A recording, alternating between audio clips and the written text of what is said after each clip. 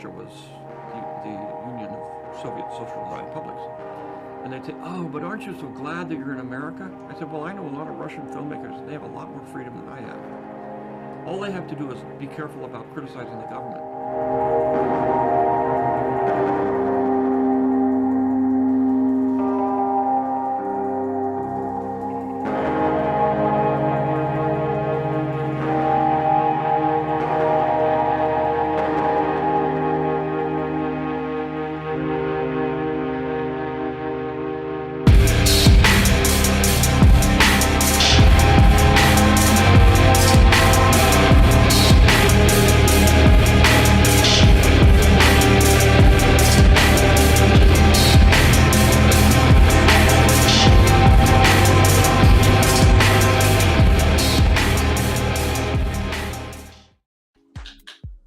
Hello, everyone.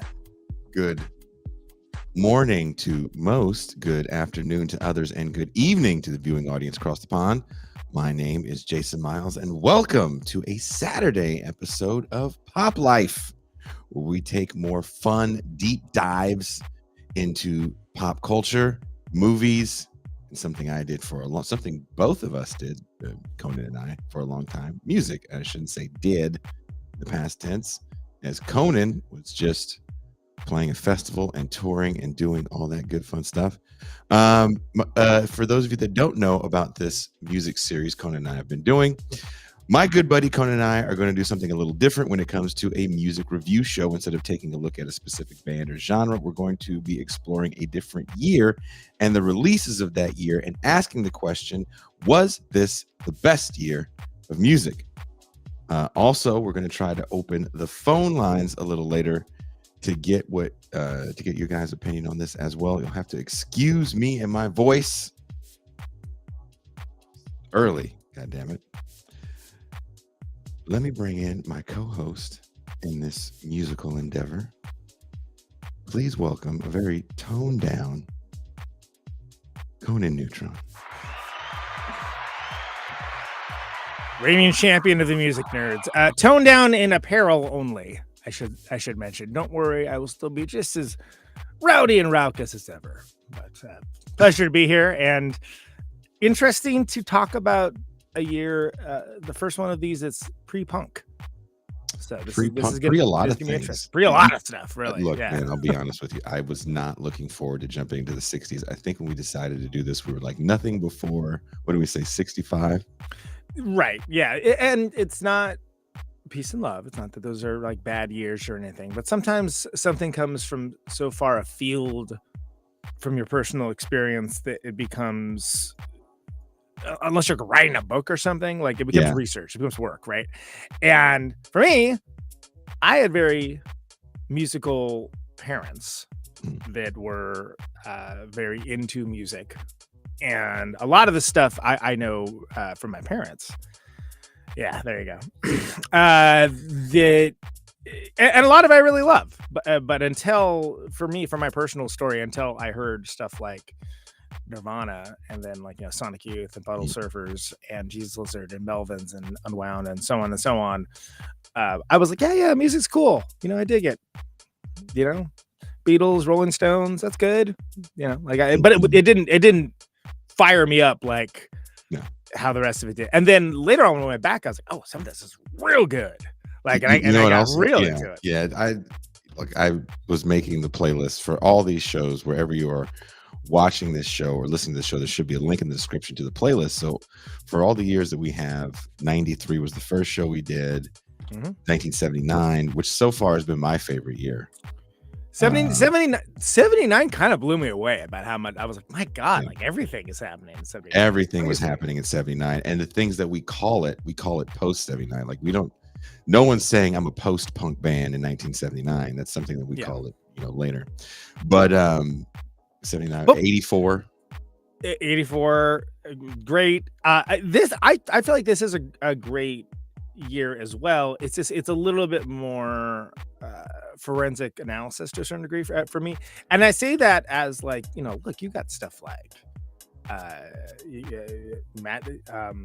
Who Sell Out is this year, Fort Hops are this year. Aretha Franklin. Velvet Underground and Nico, which you want to talk about punk rock, like they're as important to like punk rock and stuff like that as the Stooges and whatnot. Little record called Sgt. Pepper's Lonely Hearts Club Band. Ever heard of this? They had two. That was blowing my mind. As it was like multiple. Magical Mystery Tour came out the year too, but that one's not as good. But still, I mean, these are still. It's still if the you're a Beatles fan, dropped two of them. Yeah, Doors dropped two. Hendrix dropped Hendrix. Yeah, Access Bold as Love and Are You Experienced was the same year, my man. Can you believe this? So I definitely want to hear like why Jesus you Christ. think people were able to drop two. So let's just read this introduction to get people fired Sure, up. sure, sure. Yeah. So I'm not trying to jump the climb. Let me get you fired up. Sounds good. And also, this is the first show of this kind that I've done in about a month because, as you mentioned, I've been touring and doing Caterwall and stuff like that. So it's looking forward to it. I'm virtually cracking my knuckles and we'll get in the ring of this. Today, Conan and I will be taking our first trip into the 60s as we look at the year in music 1967. In the annals of music history, the year 1967 stands out as a pinnacle of creative and cultural explosion, often hailed as the greatest year in music.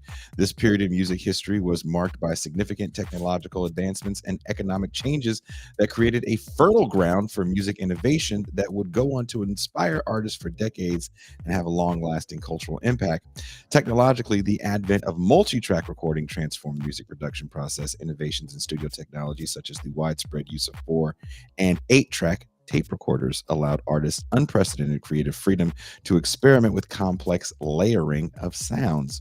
This new capability enabled bands like the Beatles to push the boundaries of what was sonically possible, resulting in groundbreaking albums like Sgt. Pepper's Lonely Hearts Club Band, which to many music critics redefined the concept of the studio album as an art form. Additionally, advancements in amplification and electronic instruments, including the development of sophisticated guitar effects pedals and synthesizers, provided musicians with new tools to craft innovative soundscapes that highlight a musical era of psychedelic compositions. I can't wait to hear what Conan has to say about pedals, as he is more of a pedal guy than me. Economically, post-World War II had a new youth market to exploit in popular culture, and that was the teenager. Eager to spend money on live concerts and albums, record companies, recognizing this lucrative demographic, invested heavily in promoting new artists and genres. The rise of FM radio, with its superior sound quality, also played a crucial role, providing a platform for album-oriented rock and more diverse music styles, thus breaking the mold of the hit-driven AM radio format. The combination of these factors fostered an environment where experimentation and diversity thrived, giving rise to an array of iconic albums across genres. 1967 was also the year of the Summer of Love, a social phenomenon that symbolized the peak of the hippie countercultural movement, centered in San Francisco. Haight-Ashbury district, the Summer of Love saw tens of thousands of young people gather, driven by ideals of peace, love, and communal living, and a collective pushback against the establishment. Or was it just that they heard there were good drugs and open orgies? Either way, music played a pivotal role as the heartbeat of the movement, with bands like Jefferson Airplane, The Grateful Dead, and Jimi Hendrix providing the soundtrack to a generation seeking to break free from societal norms and explore new modes of expression and consciousness. Technological advancements and economic shifts, convergence with the cultural currents and social movements for minority and women's rights made 1967 a year of unparalleled music creativity and influence. I also want to add, just because we're talking about all these albums doesn't mean we are fans of all these albums. Or not fans. Don't write us. Yeah, so don't tell us, Start your own show. Yes. There's several releases each year. This is the smallest playlist we have so far, with only 106 songs. One song per release. I repeat, one song per release. And we never get all the releases for a year. So all that out of the way. It's entirely likely we will have not included your faves, and that's the way it is. That's the way it is. And, I'm sorry. We try. If you want more, give us money. Thank you. Give me a day. Give me a day to curate a playlist for an entire goddamn year. Yeah. Conan, It is it's notable too, though. 67. If you think about like when we do these things, there's there's less music. Like, which is to say, not that, I mean, there's still a lot of music, but if you look at trying to do something like 93, or worse, if you're trying to do something like now, it just technology being what it was, we it's harder could to record. never, dude. We could never do Come now. on, it's like The a hyper week worth of. genres, the hyper genres in today's music market. There's no way in the world you can even pretend to. Plus, oh God, I vehemently hate vast majority of it. So then it would actually be like, we better be getting paid for this, for that. Whereas, and it's not to say that I'm stuck in time. I think there's a lot of amazing music that's happening right now, but there is so much of it. So when you think about, I guess this is my pivot into that we can talk about multi-track recording, because this is right when things start getting quote unquote real for multi-track recording. If you're talking about what you could do in like the 1950s or before, things along those lines, you had a limitation on numbers of tracks. Again, the idea of digital recording was just a sci-fi concept.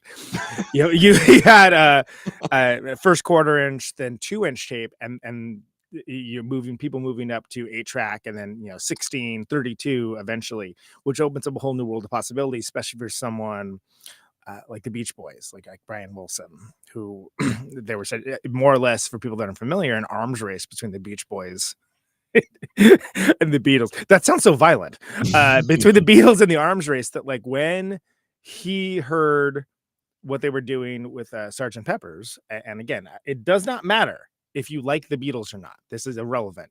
Yeah. When he heard what they were doing with Sgt. Pepper's, they had kind of like had a friendly back and forth, but his mind was totally blown, because they were doing things like adding orchestras, and they were essentially, it sounds like a crazy concept, but they were a rock band making a record that they had no intention of playing live, and they were reacting accordingly. And that was not necessarily new, but on that level, the biggest band in the world was a complete game changer for the entire world. And it wasn't that they hadn't done interesting stuff before, but that's where they really kind of took it to the next level. So Brian Wilson of the Beach Boys, again, was more or less, we'll say, an artistic fringe fella that like was surrounded by harsh pragmatists, like people like Mike Love. More or less drove himself crazy trying to make this record Smile, which was after the historically lauded and correctly Pet Sounds. Yeah, which if again, another one, you don't have to like the Beach Boys to appreciate the craft behind what he did with Pet Sounds, where it's like, oh my God, it's breathtaking, right? So these are people that are, but this is new. Like being able to do like recording on this level, that's new. And let's keep in mind, you still have to go to a studio, a big studio. And for some like the Beach Boys that had like hit after hit after hit, they're able to do that. And they're able to like, post up in the studio for like 30 days and, have, there's the orchestra. They're waiting for, the cues for today, so on and so on.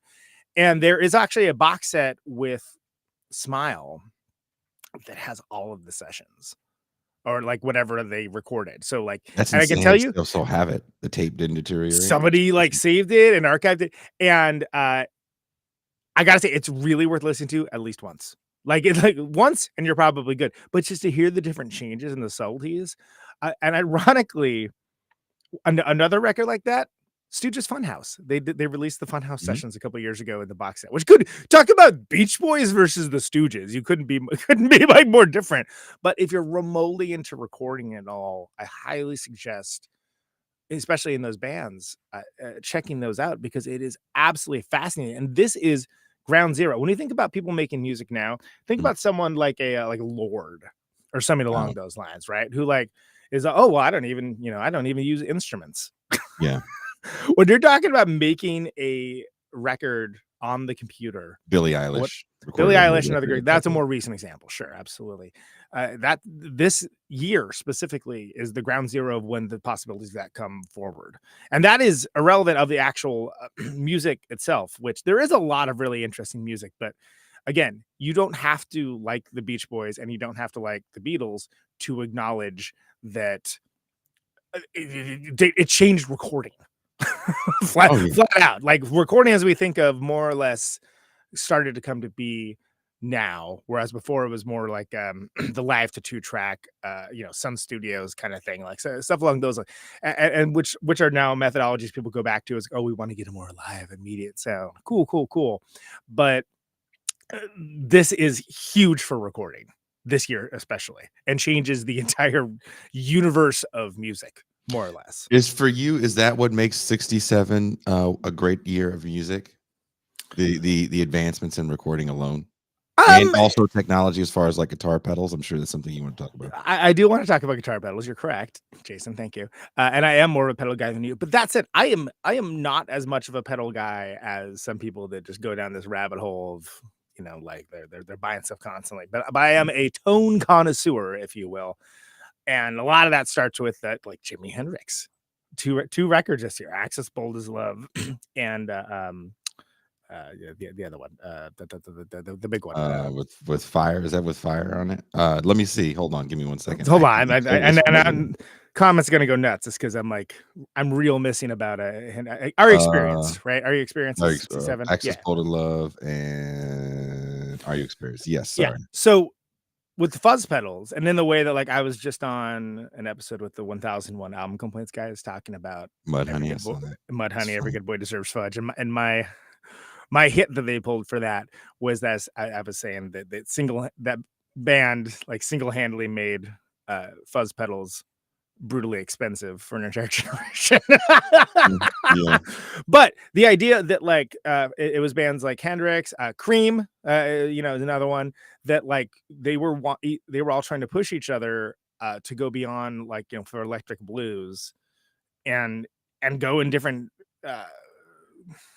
areas with it. Fuzz pedals became a thing, and people started using them, and it became something where people would, like, it would be a secret weapon. It would be a secret weapon. Well, let's talk. How do they get their sound? Let's talk about what distortion is in this era and before. Amplifiers were very loud. If you have an old amplifier from that era, it is much louder than anything today, and you had to turn it to a certain volume to get it to break up. The Kinks talk about cutting the speakers to get a certain distorted sound. So we're trying to mess with sound within the limitations of what we have. So I think the early Fenders don't even have distortion on them, right? There's no. Oh, no. You just have to crank them up to ungodly level, and it sounds fantastic. And so this is 67 we're talking about. The 64 is all day and all the night Kinks. So 3 years earlier, which is literally like the speakers got like a rip in it. It sounds all messed up. Oh, okay, that Blue Cheer is what, 66 too, and right? and Blue Cheer, and again, so you get Kinks. Oh, that sounds cool. What is that? And then you get a band like Blue Cheer, whose entire sound is that, right? And I love Blue Cheer, but it's blown out. Like when you listen, it's blown out. It sounds. People would hear a sound like that and be like, oh, something's wrong. We need to change that because it sounds wrong. And you have these situations where that becomes like an arms race for distorted rock and roll, which again, some of that turns to like the proto punk. Go back to Stooges, Ron Ashton, stuff like that, where you get that sound like this. It sounds like the speakers are like coming at your face the entire time. Sound for me, it's more of a ripping sound. That's why it's kind of daggers through the through the stereo at once you. The fuzz pedal comes to be, and people are trying to figure out. Also, you got people trying to figure out what they want to do with this sound. Well, exactly. And people starting to use it musically. Sound. And to be clear, Blue Cheer is not 67, but we're bringing it up in context of people utilizing these sounds that were again largely made by accident. And moving them forward, and you get stuff like Sir Lord Baltimore and things along those lines that like comes out of nowhere. MC5, that's another good example. But when we're talking about 67, there's a sea change for how people are thinking about sounds and what can and can't be used in a pop song, more or less. And again, you get the vanguard of people like the Beatles, and you get them pushing things forward in such a way that people are changing their ideas of like what it's going to be. It's 68, if I remember correctly. And there's like 3 versions of Revolution. So next year they do the not the version that's on the White Album, but it's like the ramped up like The Beatles, Yeah. mind you. It sounds like something to like be a punk band or something along those lines in terms of sound. And that just comes because people are like, wow, check out, you can like, it's how crazy the sound is that we can do all these things like, with distortion now. And the guitars are like super distorted. And they were doing like on the TV and stuff. And talk about getting someone to pay attention to your anti-war message. I mean, it's like, okay, I'm possible to ignore, really. And then you have that, but you also have stuff like Jefferson Airplane, right? So, Surrealistic Pillow, one of the lamest and most 60s sounding I wish album we could names play ever. some of this stuff right now. I mean, look, ultimately, I don't think Jefferson Airplane is necessarily an essential band, but you have White Rabbit and Somebody to Love both on there, which is like, okay, when you see a movie or a TV show and they're like, have the scene with the 60s, what's played? It's probably Jefferson One Airplane. Right? pill makes you smaller. Yeah, it's like it embodies the 60s in a way that almost nothing else does. And that's great. I mean, it's sort of like one of those things where it's epoch defining when you talk about let's look at the title of the show. Was 1967 the greatest year of music? Well, all the boomers will just never shut up saying that yes, it is, or 68 or whatever. Never culturally shut up about that. Yes, obviously it is, and nothing after it could ever be better. We redefine love, blah, blah, blah.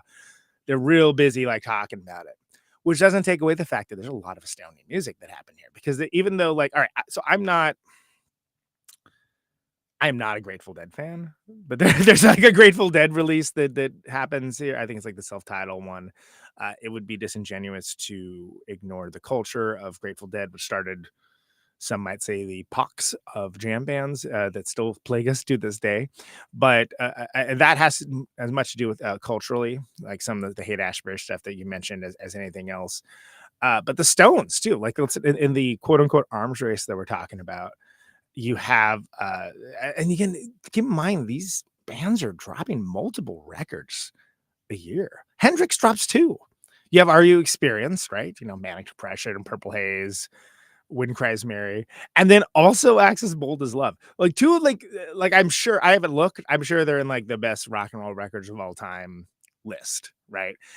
Even the Beatles, which I've only talked about Sgt. Pepper's Lonely Hearts Club Band and how it basically changed people's ideas of what multi-track recording could do.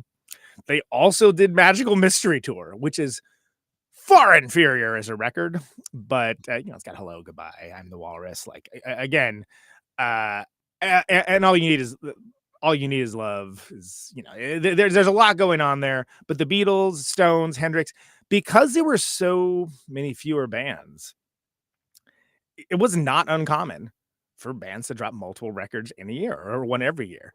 And perfect example, and it's unfortunate that it's right before they started up, Creedence Clearwater Revival. When we think of there's so many records that those guys did, all those songs that Fogerty was cranking out, it was like one a year. It was like bang, bang, bang, bang. And then like the other guys are like, hey, we want to write some songs too. We want to get some money. And John Fogerty's like, oh yeah, let's give that a try. And they write them, and it's like so bad. and then it's like, oh, that one wasn't hit. And John Fogerty's like, huh, crazy. All right, so we're gonna go back to me writing him. But that's just fun. I like bagging on the other guys at Creedence. Do they not have to tour as much because of the success of radio play and selling records? Because how else would you hear it? How else would you hear it? Dude, like imagine being able to sell records without touring. You stop right there. Imagine being able to sell records. Yeah, right. So you're selling records. You don't have to tour relentlessly. There were bigger radio shows back then and sponsored shows. Oh yeah, it was huge. I mean, oh man, because you think about it, I'm like, how do you release 2 studio records in a year? I first of all, I would do it in a heartbeat if there was demand, which there, let's be clear, is not. And also, it's much cheaper to record now. But even then, like, astounding because there is so much. So there's so many fewer entertainment options, and there's so many fewer bands and acts. And that's one of the reasons why the Nuggets compilation is so important. I think that Lenny Kaye did, which he basically took all these obscure bands that never really did anything, or if they did something, there's like one single that like 3 people once heard from 65 to 68 and put them all together as a box set. And what's interesting about that is not only is it interesting as a historical document and musically, it actually was influential because people that were maybe coming with more quote unquote refined taste or were not into mainstream music or whatever along those lines, they listened to this and they found inspiration in these like weird bands that like maybe all they ever did was record one single. But they were like, they lived in 1967. So it wasn't like they could just throw it up on Bandcamp and have a huge hit. Like, you know what I mean? Like it was something where they were able to get it out there. And then it took someone like, you know, again, I think that the entire rock and roll world owes Lenny Kaye a debt because of that he found him. And like I had him on Protonic Reversal and it was a freaking joy because like, you know, I was like, cool, Patti Smith band, awesome. Let's talk about Nuggets, though. You know what I mean? Yeah. Because if you don't have those historians, which I feel like we need like 40 of those a year now, and we don't have them because there's so much. Because again, that goes to the whole content thing, like the avalanche of content, and that instead of it being record, just content, and that's a largely different conversation. It is. So do you think there's still some leftover Fordist production? Because for me, it's the 70s where music production really gets self-indulgent, where it's like, look, man, it's going to take me 6 weeks to find a comfortable chair, brother. We're printing money for the record label. Yeah, you talk, and then like getting like Steely Dan and all that. Yeah, no, I think so. You get the possibilities open up here, right? The possibilities open for everyone here. And then that, like everything else, it gets taken to the next level. Like, look at, you know, I keep using the word arms race, of which the Rolling Stones were part of that too, because they released their Satanic Majesty's Request, which is their kind of version of like what the Beatles are doing with Sgt. Pepper's. And honestly, not. I mean, as far as I dig the Stones. Don't at me. Other than like She's a Rainbow, you can miss that album. And like that's in like a car commercial, so you can't miss that now. But like when you think of like the great Stones albums, that's not it. But they released a psychedelic album too, because again, the Beatles did Sgt. Pepper's, and everyone's like, "Oh, I want to do that. That sounds cool." So And do you think that the advent of synthesizers also play a big role in Sure. 60s music, creating some of these large soundscapes? And what do you think is this the beginning of psychedelic rock, or do you think it starts a year before in 66? Well, that I'm not sure if I'm qualified to answer that explicitly, but I think that a lot of the hallmarks of what we think of with psychedelic music, you see a lot of it this year. You have Pink Floyd, you have Pipers at Gates of Dawn happening. I mean, it didn't start here because if you think about like Pet Sounds, like wouldn't it be nice, right? The use of the theremin, that's like a couple of years earlier, which is again you only ever heard in sci-fi movies before that, and here it's being used in a musical way, so you have a lot of like more Baroque instrumentation being brought in, again keyboard, things along those lines. I think I saw an Emerson, Lake and Palmer shout out in the comments. You get into that, and you also have, and that's just looking at the American bands too, right? I mean, you have, if you think about what was happening elsewhere, look, Kraftwerk started in like Kraftwerk as we know it's more or less started in 1970. And here's what people don't realize: synthesizers were so uncommon at that point. The flute featured heavily. Like it's wild. Well, Like this is another time where I would want to play like something off that first record, like because it's Kraftwerk, but it's like, yo, that's flute and drums. What is happening right now? Well, there's still live instrumentation when it comes to orchestral instruments, even with synthesizers. There's a new thing there, but it's like, look, we got an orchestra, a small orchestra we could bring in here for, you know, blah, blah dollars. And again, hearing what Beach Boys were attempting with it, hearing like what was happening with Sgt. Pepper's Lonely Hearts Club Band, which again, you don't need to love the Beatles to acknowledge like some of the stuff they did, and especially a lot of the arrangements by George Martin and things along those lines. Huge, because they were starting to make music that didn't necessarily have to sound like the record. which was a crazy concept at the time because Insane. it's like, because we had gotten like to the point that like there was no other thing to do. Like, okay, let's get these boys in a room and get a good take, right? And then people went back to that later, and that became more the punk aesthetic because it went so broke and went so like over the top that you get stuff like ELP and left. ELP, ELO, all the 3-letter acronym E bands, like they're all right around, and it's becoming really overblown. Is this also, I also want to add, the phone lines are open, people. 510-319-1899, area code 510-319-1899. Call in and let us know what you think about 1967 year in music. Conan, it's also interesting that you say that it's like, hey, we're recording this sonic masterpiece live. It may not be the same thing. So this is also a time where the live show is a different experience. When do we lose that? Well, in your opinion, this is just your opinion. I know you don't have the exact data. Well, again, at some point the Beatles were like, we can't do this anymore. Like, we're trying to play these shows and like the crowd is so loud that we can't hear ourselves because the PAs were not up to snuff at that point, right? So they still want to make music, they still want to play. So there's that element of it as well. And then there's also the element of like the record and the show are different things. And you also have people look at the Doors. I'm not a huge The Doors fan, but the Doors, from a sheer functionality perspective, rather than have a bass player, Ray Manzarek played the keyboard. He played like the bass parts on the keyboard as well, which led to a unique sound. So add that with one of the more compelling front people of all time in Jim Morrison, and you have again, when they were on, and people like really vibe with it, and it was a different sound. We talked about Jefferson Airplane as well before. Again, like you have just the idea that it just being this like a rock combo uniform sound or something like coming from skiffle or country and western bands, things along those lines. It was like opening things up to new ideas.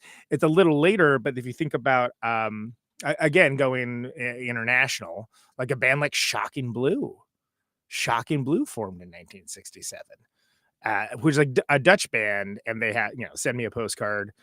Venus by Bananarama, that was a huge Shocking Blue song. Love Buzz by Nirvana, that's a Shocking Blue song. And they were coming at things from a very different place. And I believe it's just self-titled in America. I think it's called something. It's called Beat With Us. They didn't vet that by a teenager, I guess. The first Shocking Blue album comes out this year. And it's cool, but you have like the embers of what was to come to pass with something like that like Shocking Blue themselves had a couple hits, but they weren't like a Beatles level kind of countercultural leader, etc. along those lines. And they were doing so with instrumentation that was like nothing like what was happening before. So people are like playing with the form, right? And again, you can go back to Jefferson Airplane with that. But really the ground zero for a lot of stuff is the Velvet Underground and Nico. And if anyone hasn't watched that Todd Haynes documentary on them, first of all, shout out to my boy Doug Yule Erasure, but really good. And you get a really good idea of why we care about Lou Reed and why John Cale was so important to music. And then you get Nico, who also was a chanteuse that was like crowbarred in, but also fantastic in her own right. Really fascinating stuff. But you have a record that has something like a Run Run Run on there, or I'm Waiting for the Man, which is very rudimentary Kink style rock and roll in its way, taking stuff from Dylan just usually by nature of Lou Reed's voice. Then you have like Black Angel's Death Song and European Sun, where it's like, what are they doing? This is crazy. Like, how is this on a record? What is happening? It sounds like a nightmare. And that was wildly influential for opening up the ideas of what you could do. So a lot of bands that there was like the whole, not a lot of people saw them play, but everyone that did started a band kind of thing, like with the Sex Pistols. That kicked off a lot of stuff, because what else comes out this year? Captain Beefheart. We'll hold that thought because we have a call. Okay, word. Calling from a 843 area code. Caller, what is your name and where are you calling from? Can you hear me, brother Jason Myles? Yes, I can. Is this Pog Chaser MLK? This is the Dr. King of old. Wow, what an honor. And I will have to say that 1967 is not the best year of music. There's not enough fat white women were dancing. I didn't see enough of the promised land. It wasn't until Soul Train after I got tapped in the head by Earl Hinckley and faked my own death to get away from Coretta Scott King so I can hit up these fat ass white women. Well, And I led my people to the promised land. I spread them white cheeks like Moses spread the Red Sea. And the cocaine was purest of white, like a snow bunny of old. Dr. Umar Johnson can eat a dick. And scene. This is no notes. Dizzle, thank you for making sure Is that Dizzle? every black person. Oh, yeah, we figured that out. Mad at me. That's okay. I know, we got so much mail coming. You're welcome. I'm okay with that because I'm fine with that. Conan was afraid to laugh. I was gonna hit him with the Martian Luther King, but I don't have Marvin the Martian's voice down yet. Wow. Yes. So Conan, someone made a mistake when they were typing in about MLK and they called him Martian Luther King. So we had a whole, thing about Martian Luther King. Yeah. I usually thought Marsha the Brady Bunch, but like Martian makes way more sense. Dizzle. Thank you. I know you're a ska fan. There's no specials releases in 1967, but all jokes aside, what is your take? What is your take on 67? My angle is not going to be from ska, even though ska is the most perfect of all music. I think it has a lot to do with since 1967, there's a lot of like inwardly facing drugs being used. Like acid is a very like inwardly facing drug, right? It's not a communal anything. And so like I think that informs the music and the musical taste, because if you notice, like everything is super inward seeking and very like myopic and extremely like it's about me, man. And I think that's what the source of like the boomers like narcissism comes from, of like they were bombarded with all this music that's like, you're the most important person kind of thing, right? And it's like, and on top of that, you have the supercharging of marketing in the 60s and the 50s, right? That's like targeting for the individual. To their brain. If they could for the individual, if they could inject like the consumer product into your skull, they would have done it, and they're using every dirty trick in the book. Yeah. It's funny that you say that. Good. Dizzle, it's funny that you mentioned that, because I have my feelings. Actually, Conan and I both have our feelings about the hippie generation, and I don't want to. Sure do. I don't want to get too hater sounding in it, but there is something to be said about, and I said this earlier in the show, the self-indulgent nature of this music. And I actually got help with this playlist. The majority of it, I would say, was a friend of mine helped me make it, and we were talking about drugs. Kind of the same thing you were saying in this era.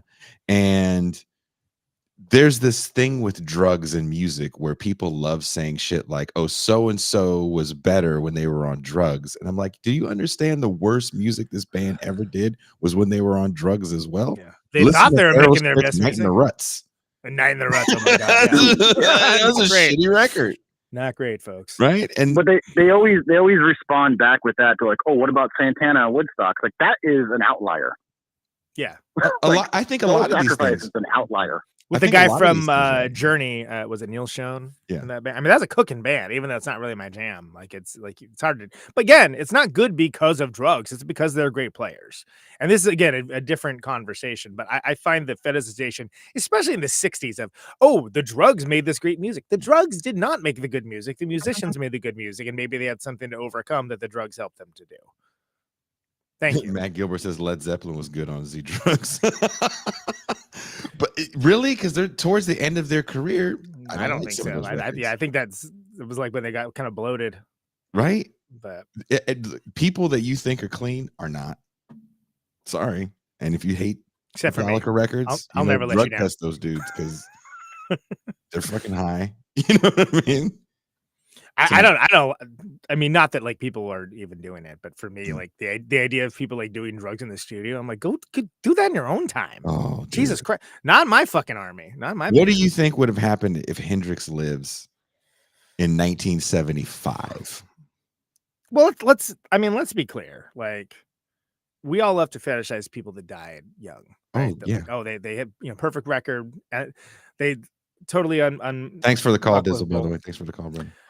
Hendrix would have made a really embarrassing slow blues record, like he would have done like a collab with the cheesiest person you've ever met in your life. Like he would have made some terrible career decisions. He would have been forgotten about in the 80s, then not like a comeback hit, and like, it's easy to like mythologize, and that's what the boomers a lot of times did. Like, what would have happened to Kurt Cobain? Same stuff. 2004. He would have had some like just regrettable releases, or at least let's put it this way, not things that he would have done what happened to everyone else from 1994, from that crew of people that came out in 91. They got huge. They would have like an electronic crossover record, like DJ Moby presents. I mean, at least with that guy, he seemed to have like a serious disdain for weak shit. Like that was like to the point almost to the discredit of the band. Like the band could have even been bigger, even though they're the biggest band in the world. But like, yeah, he would have, he wanted to make an acoustic record with Michael Stipe. I don't know. It sounds like that could be good. I like R.E.M. But like, what else would have happened? I don't know. There was a couple of regrettable trends that came through, like auto-tune and stuff. Like, would you make like a record? Yeah. Hey, I like this new thing that's out right now. It sounds really cool. And I think when we think about and look, this is coming from with the most boringly sober person in the history. Yeah, I mean, neither of us are drug takers, just to be explicitly clear. I don't even drink though. You have an occasional drink, I think. Yeah. I'll double. I didn't double down on the boring, Conan. I didn't until I was 23. But like, yeah, like I just grew up with it. I saw my parents doing it all around me. It wasn't that rebellious, frankly. Well, we have similar upbringings, so yeah. It's not that exciting. I don't like to think, it's just the drugs. If you think it's just the drugs, dude, then it's like, that's a separate podcast. Why these bands don't have amazing records if they still are in existence a few years later. I mean, they think they're amazing at the time, but I really want to spend a little time with Safe as Milk by Captain Beefheart and the Magic Man, which came out this year, because again, a lot of times Beefheart is given credit duly, as is the Magic Band, for kind of changing the idea of what pop music can be, especially with the later records that are even more like in Trout Mask Replica, Shiny Beast, like stuff like that like you have later on that are really pushing the idea of like what can be a song even. But before any of that happens, in 1967, you have Safe as Milk, which it's a weird Delta blues record with again the good Captain himself on vocals. So you have, first of all, ground zero for what Tom Waits is going to get up to. It was like zigzag wanderer, like, but it's absolutely crazy because like nothing like that, like Howlin' Wolf style, gruffness and earthiness put with arrangements that are just kind of like what is happening right here. Again, if you were on the drugs, I can only imagine what it sounded like, as I'm sure many of their listeners were. But yeah, like Ry Cooder, like the incredible Ry Cooder doing like slide guitar, and you have like this brutalist up there with Velvet Underground and Nico, opening up the ideas conceptually of what music can be, which, by the way, it's the most straightforward Beefheart record, like by a pretty large margin. And like it has like, if it was another time, if it came out 10 years later, a song like Electricity could have been a huge hit. I mean, they got hooks for days. And again, this is Fest and Bulbous and whatnot. That happens like way later. Like, so when people think of Beefheart, they're usually thinking of like the later stuff. And it's really astounding, like how, when you think of like a record store find, a record that came out in 67, like Safe as Milk, is just defining of like generations of weird music and stuff to follow from them. And it's really amazing that like This is all coming out along with all the records that we mentioned before. You've got the Doors sitting there like over in the D section, and which is in of itself a little bit, kind of, oh, that's weird. These boys are kind of weird, but it's hard to deny that the singer sure is handsome and he seems interesting. You have all this stuff like sitting at the same time. Zappa is coming together, but you have stuff that's coming from the Bo Diddley and Screaming Jay Hawkins sort of world. Mm-hmm. It's ultimately followed by things like Devo and Sonic Youth and Tom Waits and the Meat Puppets and PIL, Residents, like the Birthday Party. Like everybody gives up for Beefheart, and they should. And while some of the later records are more influential for the punk rock, post-punk, post this, post that, post everything kind of things, it all kind of starts with Safe as Milk, which I is the one I go to the most to actually listen to. And if I remember correctly, not a huge hit when it came out. But how many records was he allowed to make? Beefheart? Oh, Jesus H. Christ. A lot. I don't think did he even chart with any of them? I don't think any of them were gold or platinum, right? Hell no. The Magic Band. Let's see if I can pull it up here. There's a lot of records. Yes. Safe as Milk, Mirror Man, Strictly Personal, Trout Mask Replica, Lick My Decals Off Baby, Spotlight Kid, Clear Spot, Unconditionally Guaranteed, Blue Jeans and Moonbeams, Bat Chain Puller, Shiny Beast, Stock at the Raider Station, Ice Cream for Crow. So 1, 2, 3, 4, 5, 6, 7, 8, 9, 10, 11, 12, 30. 13 albums, and that's off the top of my head. Don't fucking at me about it. Oh, and Bat Chain Puller too. I forgot about Bat Chain Puller. But a career, right?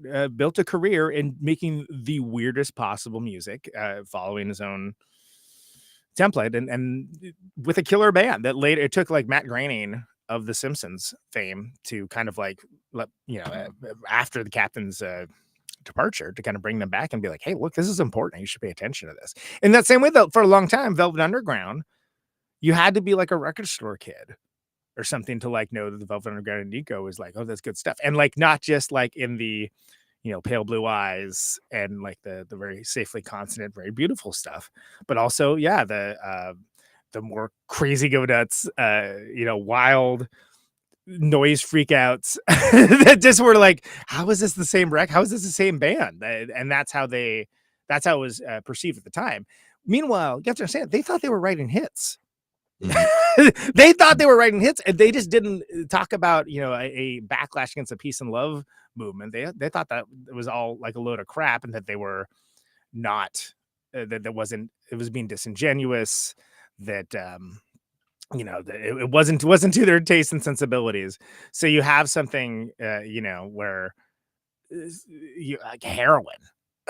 Right, you have like a song like Heroin that shows up again in 1967 on a record like put out on a major label that is literally just that, like a sort of like love song to the drug heroin, and like that's not the drug of choice for a lot of people. But it's like European Sun, a Black Angel Death song, and just a lot of like crazy musical ideas that would not infect but would influence all of these other bands and movements like far down the line. And it really is, again, they're one of those bands when you talk about like if you do a pastiche of like record store people or just uber music nerds talking to each other, someone's going to mention the Velvet Underground, but it's correct for them to do so.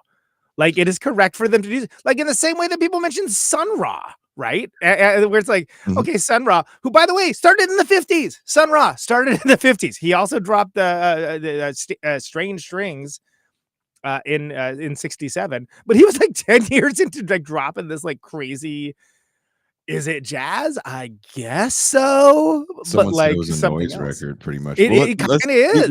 We have a call, I think, from your neck of the woods, Conan. All right, lay it on. Calling from a 414 area code. Caller, what is your name and where are you calling from? Hey, Dave, Milwaukee. What's up, Conan? How you doing, man? Hey, man. Good. What's up? So yeah, I mean, like my dad would be remiss. My dad passed away a few years ago, but he'd be remiss if I didn't mention, Sam and Dave, and Otis Redding and Booker T and NGs, and all that kind of stuff. They had that massive European tour in '67, and I think they really brought a lot of that kind of soul stuff to Northern Europe and the UK. Soul Man is 67. You're right. Good music. Yeah. Like that. The other thing was, so like I was wondering, when it comes to like technology and stuff like that, I was trying to look up to see. It seemed to me like there was like a lot more transatlantic flight going on between Europe and the U.S. at that time. Like Eric Burden, he moved to the Bay Area, right. and had that awesome Winds of Change record. Who I think I gotta remember who recorded that. I think Tom Wilson, and Tom Wilson actually was worked on like Sun Ra. That Nico record, it was the first one, with you know what I mean. But yeah, so like that Winds of Change record is really dope for Eric Burden in '67 too. And then besides that, like I don't know, have you ever seen that movie Monterey Pop? It's great. It's wild. Yeah, it's killer. Yeah. Well, and that's if I may, so you're talking about from the Monterey Pop Festival, which is in '67. The movie comes out in '68. I believe that is actually on the Criterion channel for people interested in checking it out, which I highly suggest. Oh, cool. For no other reason that of the performance. So there's a lot of stuff, like things that we've talked about. Eric Burden, as you mentioned, Big Brother and the Holding Company. Like you can see Jimi Hendrix, right? That's like Jimi Hendrix. I was going to get to it. Yeah, you can see Janis Joplin at the height of her power. Like oh my God, what's happening here? Level. Hendrix is in there. The Who originally were not included. You see some of that in the extra footage. Otis Redding, who you mentioned. One of the best rock and roll performances of all time. And he does like something like a 20-minute set. And it's what I would say is, if I were to teach a class, which I would love to, by the way, teach a class on like how to be in a band. Great. I'm right here. Hit the DMs. They're open. I'm available. I would show this as a curriculum in a class. Like, look at what they're doing. Because if I remember correctly, it's Otis backed by Booker T and the MGs. Amazing. And it is just drop the grenade level of badass. Like it is so good. No, I would be like, if I had to follow that, I'm like, you gotta light everything on fire, right? You gotta do like Jimmy. What are you gonna do? And so what is Jimmy? Yeah, exactly. Although I think he was the next day afterwards, but like, yeah, and you have stuff like like you have all that, and then you have like Country Joe and the Fish and like Quicksilver Messenger Service and stuff. But you have like all of this stuff together. The movie is great. Highly recommended. I don't like 60s fetishization, but this is something where it's like, okay, I kind of see where you would get real hung up on how cool everything was that everybody missed out on. And also the Grateful Dead played.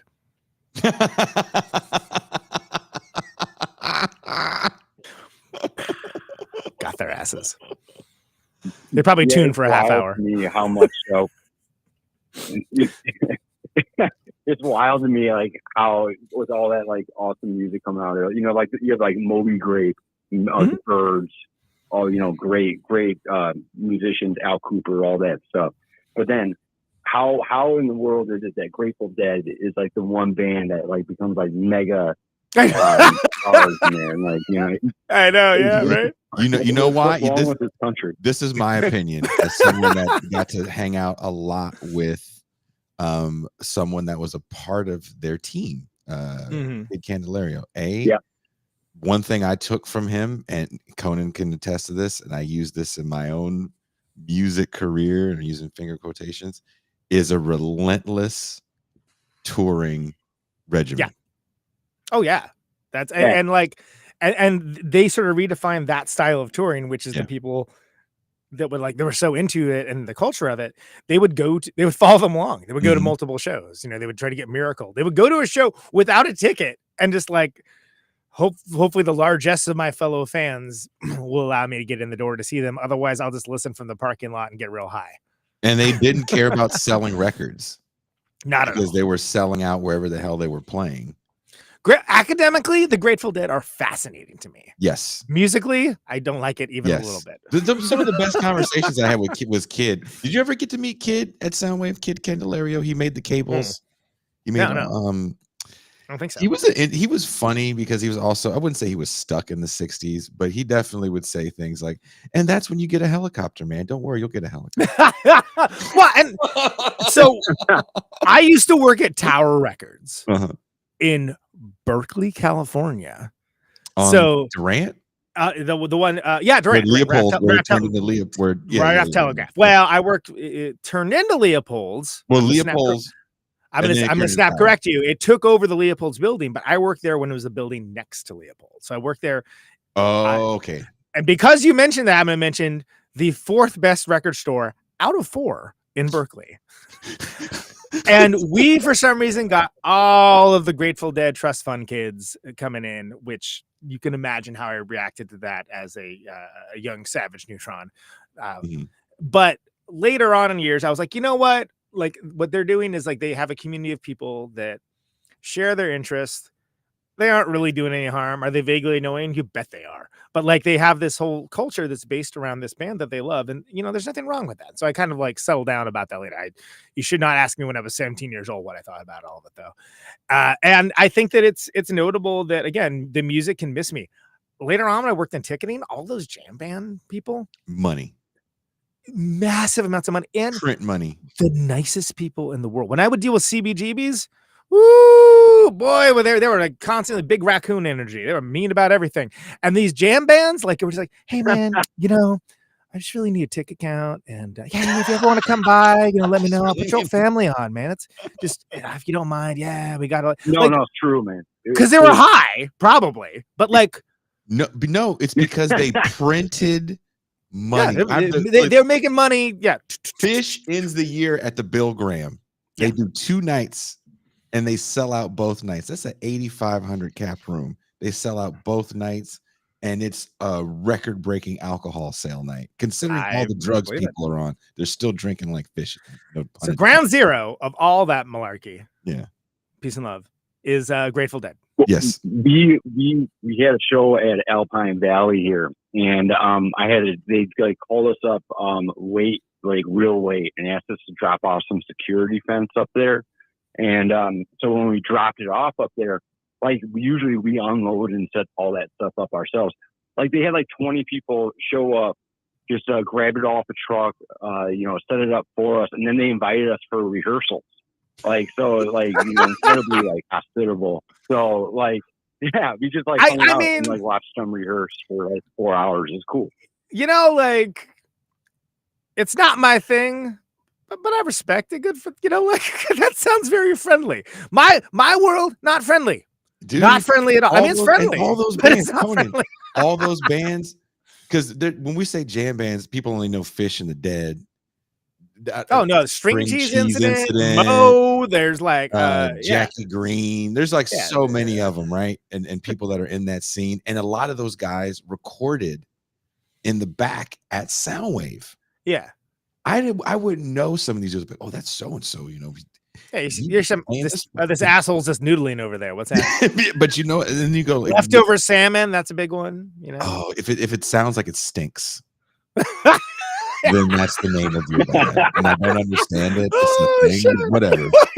But like these cats, I remember they were efficient.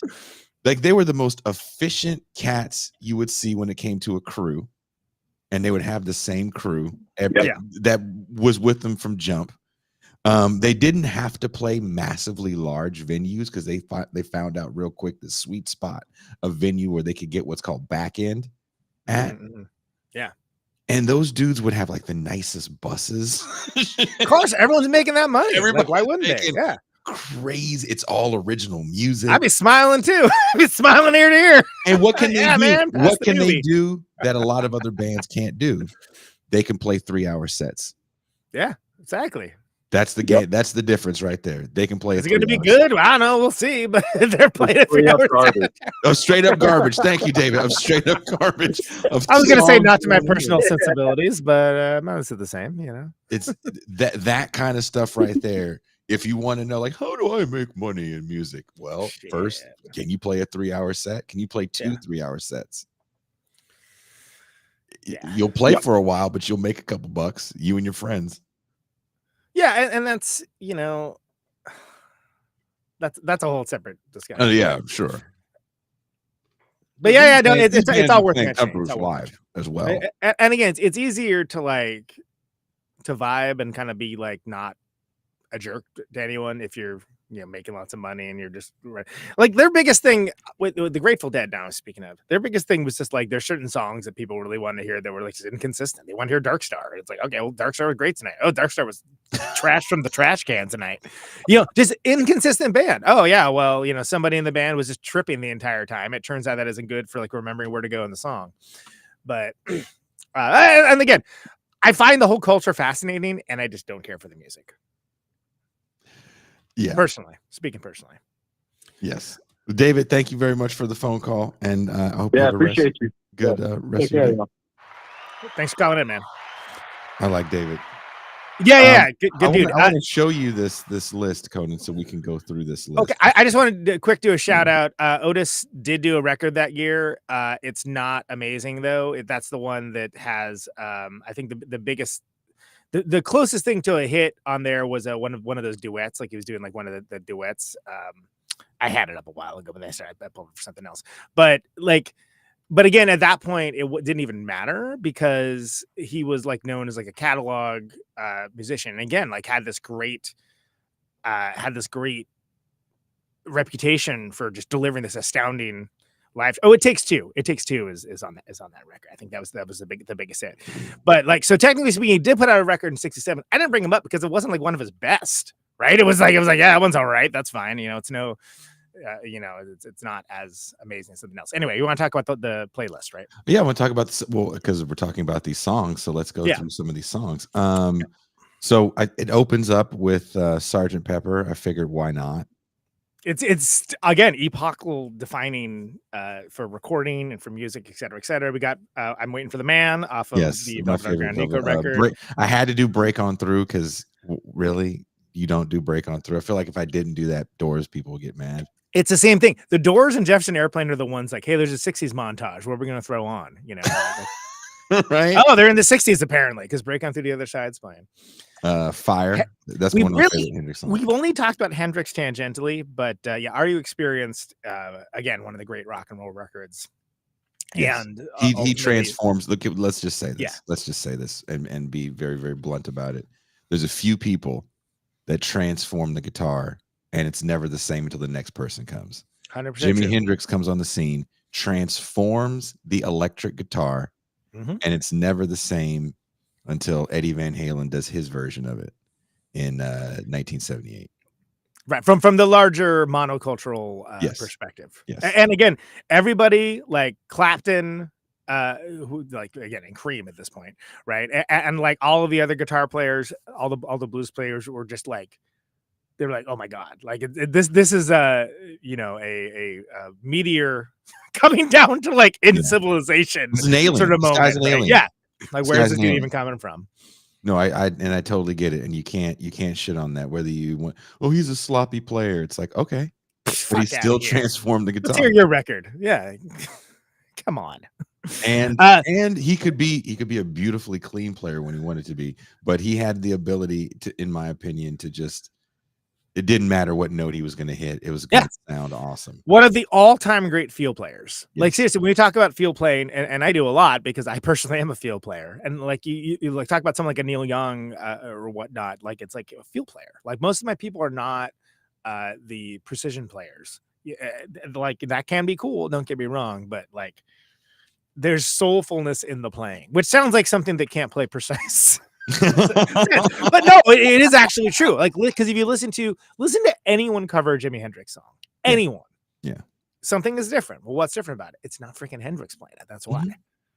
And it can be tone in his hands too. I think it's also the left-handed playing upside down. He's got crazy tone in his hands because he's got these massive hands. I don't know. I'm a Hendrix, not a huge Hendrix fan, as far as like trying to emulate his playing, but I can't deny the impact that he had on me as a young person. I think the best way to absorb an influence is to not sound like the thing that you're pulling the influence from.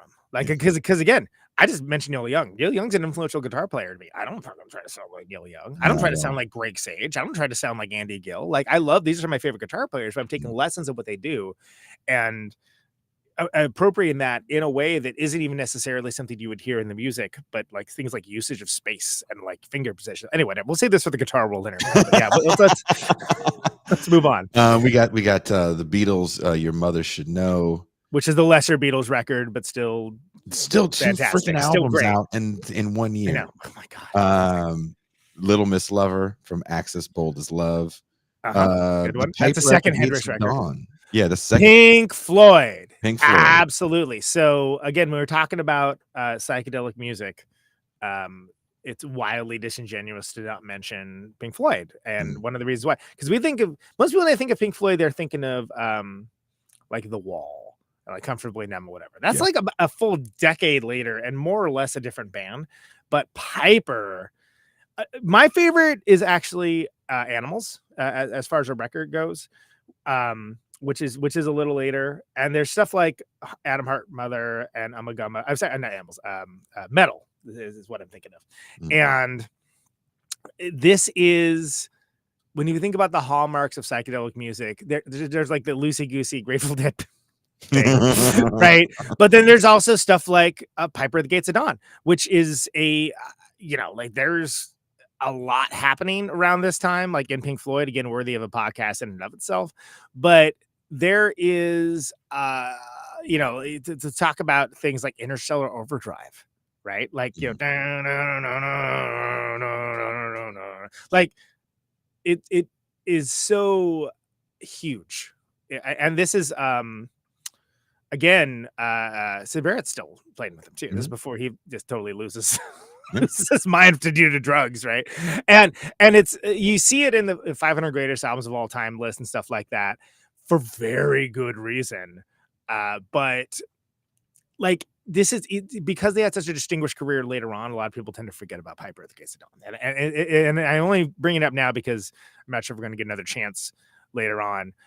Pink Floyd is the crazy example of a band that's overhyped and somehow underhyped at the same time, like for the wrong reasons. And a lot of that has to do with The Wall and how huge that is, which I like The Wall. I think The Wall's good. It's not my favorite record by Pink Floyd, but I like it. What's your Leonard Cohen take? I fucking love Leonard Cohen. Leonard Cohen. So first of all, Leonard Cohen, he's not around anymore, but he has a lot to answer for, which is to say that all these troubadours trying to get in those pants. But he is the OG of doing that. And he did so in such a way that had panache and verve. The dude could turn a phrase. I mean, I'm trying to remember what it is. Like the Chelsea Hotel number 2. There's this phrase. Oh my God, what is it? I'm gonna try to find it here. Let's see.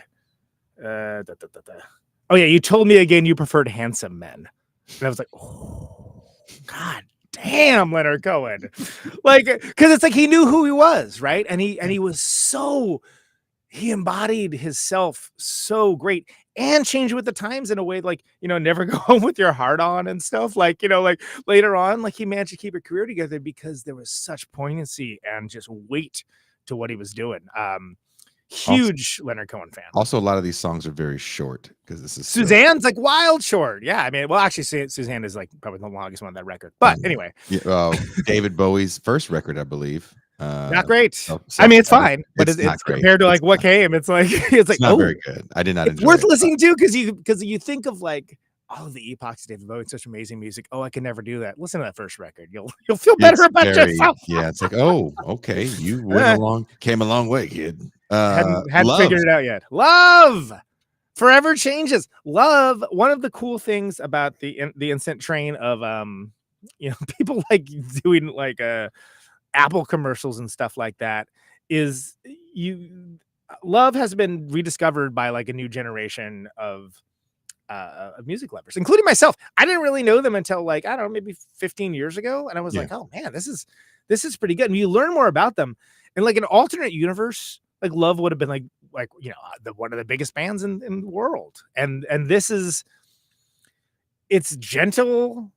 it's contemplative, it's organic, but there's a vitality to it that is pretty unique amongst bands at that time, especially West Coast bands. That you hear a song like Alone Again and like it'll draw you in, if you're coming in with an open heart and an open mind. Well, it is track number 10. Also, hey, we're only to track. We're not going to go through each one of these, are we? No, because it's going to be another 4 hours. And I do have to shout out Jess that helped me put this together. Really appreciate the help because I couldn't do it. I was just whining incessantly about not digging a lot of the shit. Because when you do these things, you can always call on me. Actually, this week I would have been. No, I can't always call on you because you have a life and a wife. And a podcast and a touring band and a 4-day festival, et cetera. There was a lot of things you were doing, and I was like, I can figure this out, and I get into it. You can usually call on me. How about that? You can usually call on me. I'll at least be able to throw on a thing or two. Cream, Sunshine of Your Love, Disraeli Gears. Hard to understate the influence of Cream. Are two of the people in Cream some of the worst people ever? Yes. But you do indeed have to hand it to them. There's a great documentary. Yes, on Ginger Baker, that one. Ginger Baker, yeah. I think it's Who's Afraid of Mr. Baker, I think is what it's called. Fascinating. Aretha Franklin's Respect. Does it get any bigger than that song, right? Does it get? Yeah. So we've been talking about, look, we're going to skip down a little bit. We've been talking about people that have 2 releases in this year. Nina Simone has multiple releases. One, A Little Sugar in My Bowl. Great. If I have to look down. Also, just a woman who likes sugar. There's multiple Antonio Carlos Jobim records. Girl from Ipanema comes out. Yeah. Oh. Elevators were never the same. Miles Davis has multiple releases. Thank you. I'll do your punch up work on your script. Thank you. Okay. It'd be a punch it up. Marvin Gaye and Tammy Terrell, Ain't No Mountain High Enough. Really good year for duets.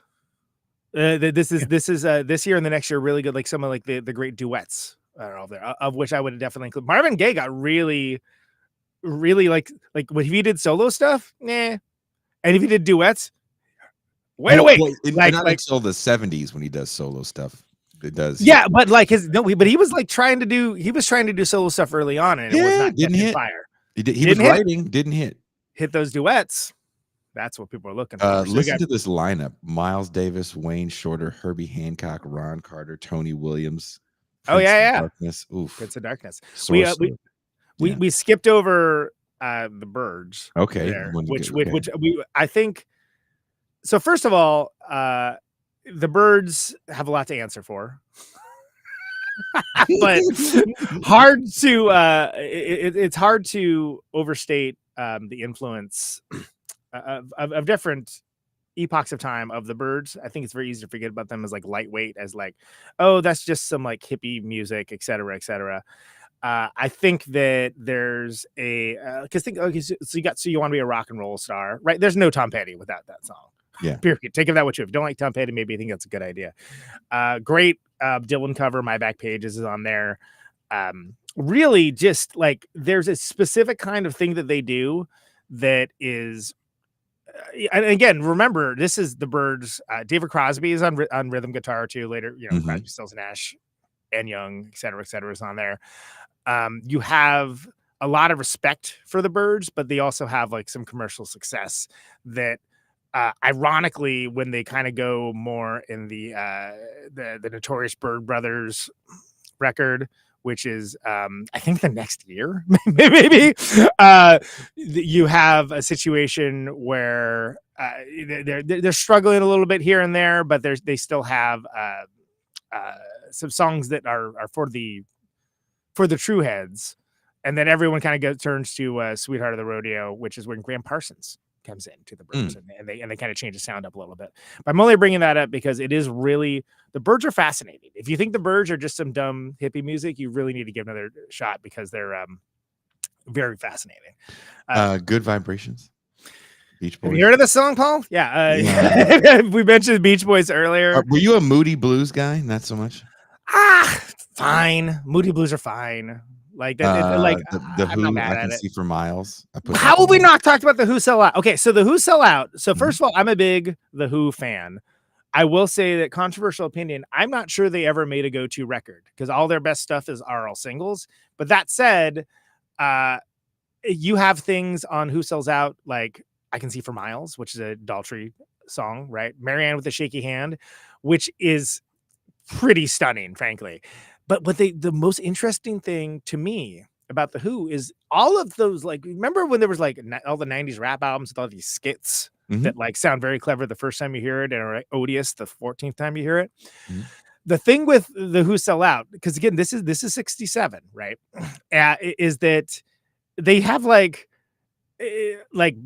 pirate radio broadcasts and public service announcements and things like that, little jingles and things like they do this because, and like if you look at the cover too, it's like a Townsend's like putting on deodorant, Daltrey sitting in a bathtub full of Heinz baked beans. They were making fun of the commercialization of music and radio jingles and things like that, and they were doing so in such a way that like just the like, oh, you can put that on a record, which sounds crazy, right? Like because it's 1967. It's like it was different times, man. It was different times. But like Who Sell Out is really good. Like again, I still think all their best stuff is their singles. But I've grown. There's an appreciation I have for specifically the Who Sell Out that I didn't have as a younger man, because it's nuanced, and I think it's worth mentioning the Who, one of the best live bands of all time, and at the peak of their freaking power right now. So with all these boomers, like, well, the Who, blah blah blah, like, shut up, old man. They're talking about this. Like we said, Grateful Dead, self-titled. Yeah. Duke Ellington, Far East Suite. So much stuff happening in jazz. Free. Yeah. We haven't even really touched much going on with jazz, but so much cool stuff. Pharoah Sanders. Yeah, no, again, shout out to Jess, because she there's a list that actually has every release of every year, every major release, right? Of course, like you said about Spotify, who gives a shit about John, Wiggle Nuts? Nobody gives a about the Wiggle Nuts fucking first album in 2015. You haven't heard the Wiggle Nuts family band? That's the best one. Oh yeah, the Wiggle Nuts can kiss my ass.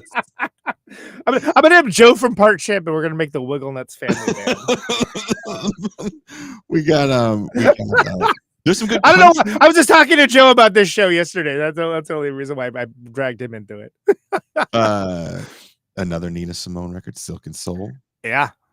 Again, multiple bangers. These people in 1 year. In 1 year. Waylon Jennings. We've barely touched the world of country. I wanted to talk about Glenn Campbell as well. Let's do it.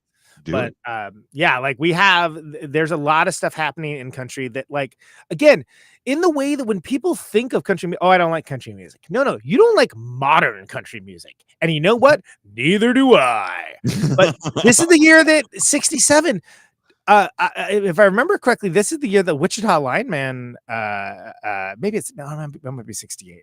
But no, I'm sorry. It's By the Time I Get to Phoenix comes out, which is freaking awesome. It's I mean, again, that's one of those records if someone's like, oh, I don't like country music, as I thought I didn't when I was 17 years old. I was like, oh, this is really good. And Glenn Campbell, he backed up like the Monkees and the Beach Boys and the Mamas and Papas. Fascinating dude, incredible career. And the Monkees, Daydream Believer's on here, right? Yep. Willie Nelson's on here. Willie Nelson. Merle Haggard's on here. Yep, Merle's at top. Cat Stevens. The Fifth early Dimension, on for Cat Stevens. Fifth Dimension. Up and away. Yeah. Fifth Dimension. That's right. Right. Lovin' Spoonful. The Turtles. Happy Together. Tommy James. I think we're alone now. Doesn't seem to be. Was it the Shondells? Yeah. Doesn't seem to be anyone around. Was it Tiffany that redid that? I think it was Tiffany redid that. The mall tour. Stone Ponies and Linda Ronstadt. Heterosexual men of a certain age will remember. Dolly Parton.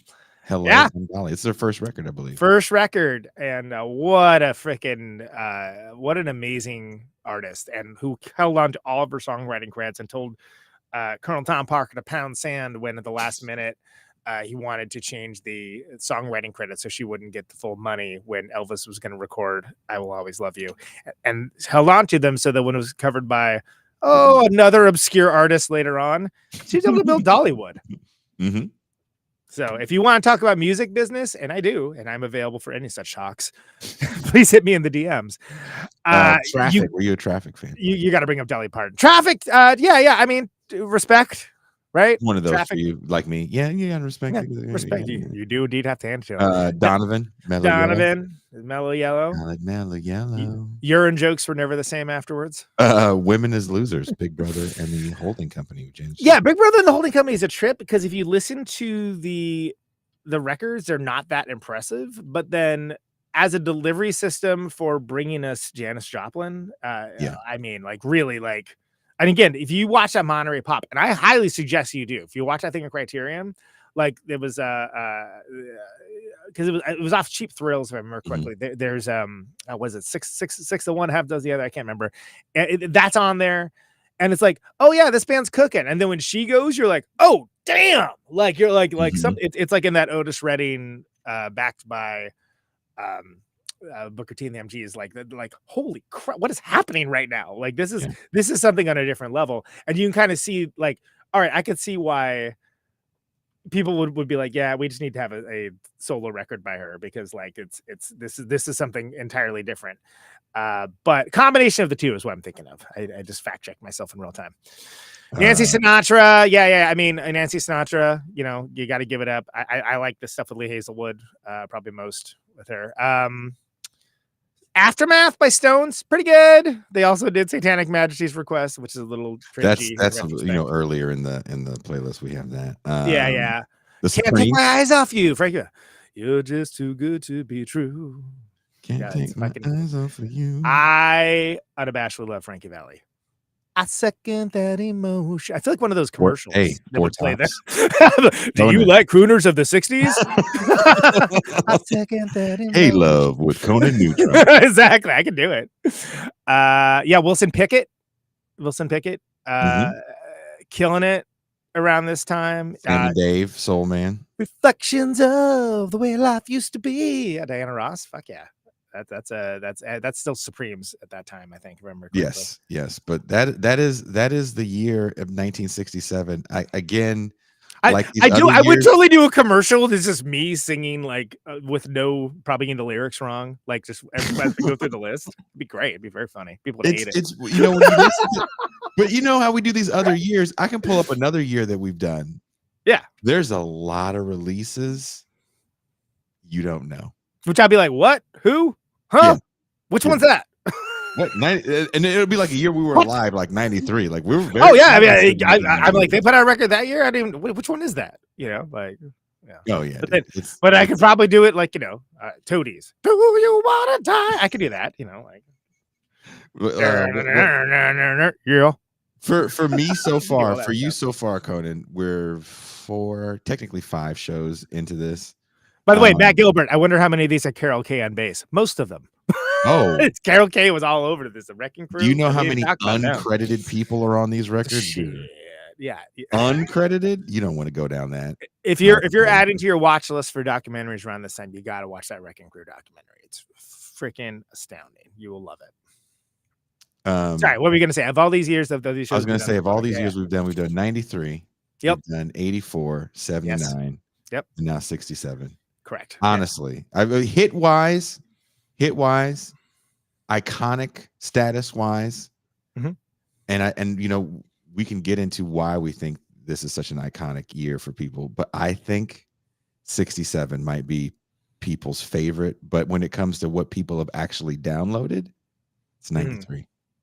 Well, probably because that's coming from our generation, right? Yeah. And that's going to be something. There's nothing's going to hit as hard as the stuff that hits you when you're coming up. Yeah, just say it. When you're whatever happened when you. I would fuck to a lot of this music in the 60s. Maybe not the Grateful Dead. That sounds like a hellscape without end. But look, Conan, don't play with me.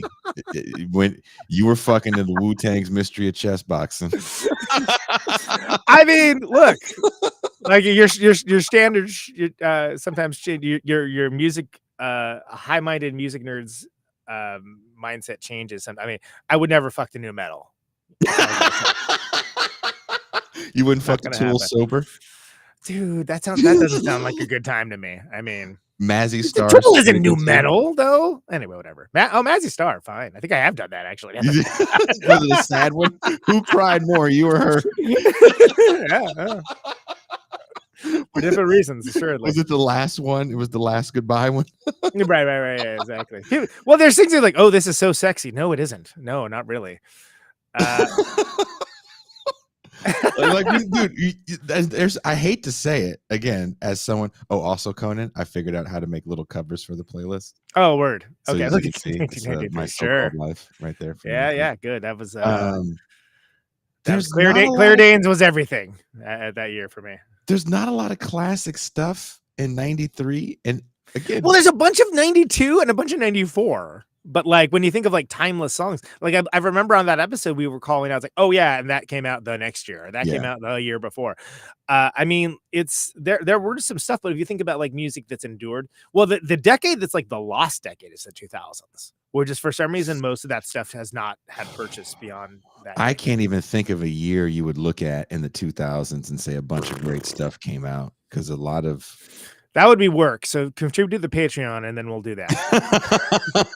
Again, this is all based off of a list that a Cleveland magazine put out for the 15 greatest years of music. And the one year that we added in that list, because a friend's son was my friend's young 18-year-old son was like, Dad, 1993 was the greatest year of music. Look at all these albums that came out in 93. Is why we start with 93 and kind of examine that year. Butthole Surfers, Independent Worm Saloon. 93. That's true, which is like one long guitar solo, and I mean that as a compliment. Like that's, and I believe I said like that was the first one that I really heard. Like I went back to like Rembrandt Pussy Horse and all that. Like I heard that one first, which they had that as a stinger on MTV. But it was a song that's I don't give a fuck about the FBI. I don't give a fuck about the CIA. And it was like, so they just had the like, they just had the riff. And then they had like they had like part of the chorus. It was like, wow, whoever was charged with editing that, I hope they were paid very well, because like there was, I mean, I would have just picked another song as much as that one is great. But and you know, 93 also has Conan's favorite record, Candlebox, is self-titled. Garbage, trash from the trash can, bad.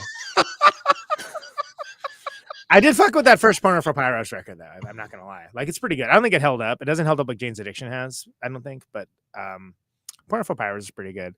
So whatever, Killing in the Name of, Raging Some Machine, we talked about them. No, I mean there's 93 go back and listen to that episode. Why are we redoing this? Let's go back. Big one in utero.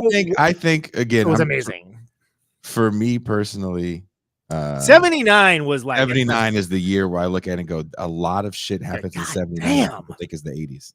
Yeah, because it's like a genre defined records are coming out, right? Yes. Like, you know, we talked about the early Cure, Three Imaginary Boys, we talked about like the Clash, we talked about freaking Gang of Four, AC/DC, we talked about Prince, obscure little artist called Prince. Ever heard of him?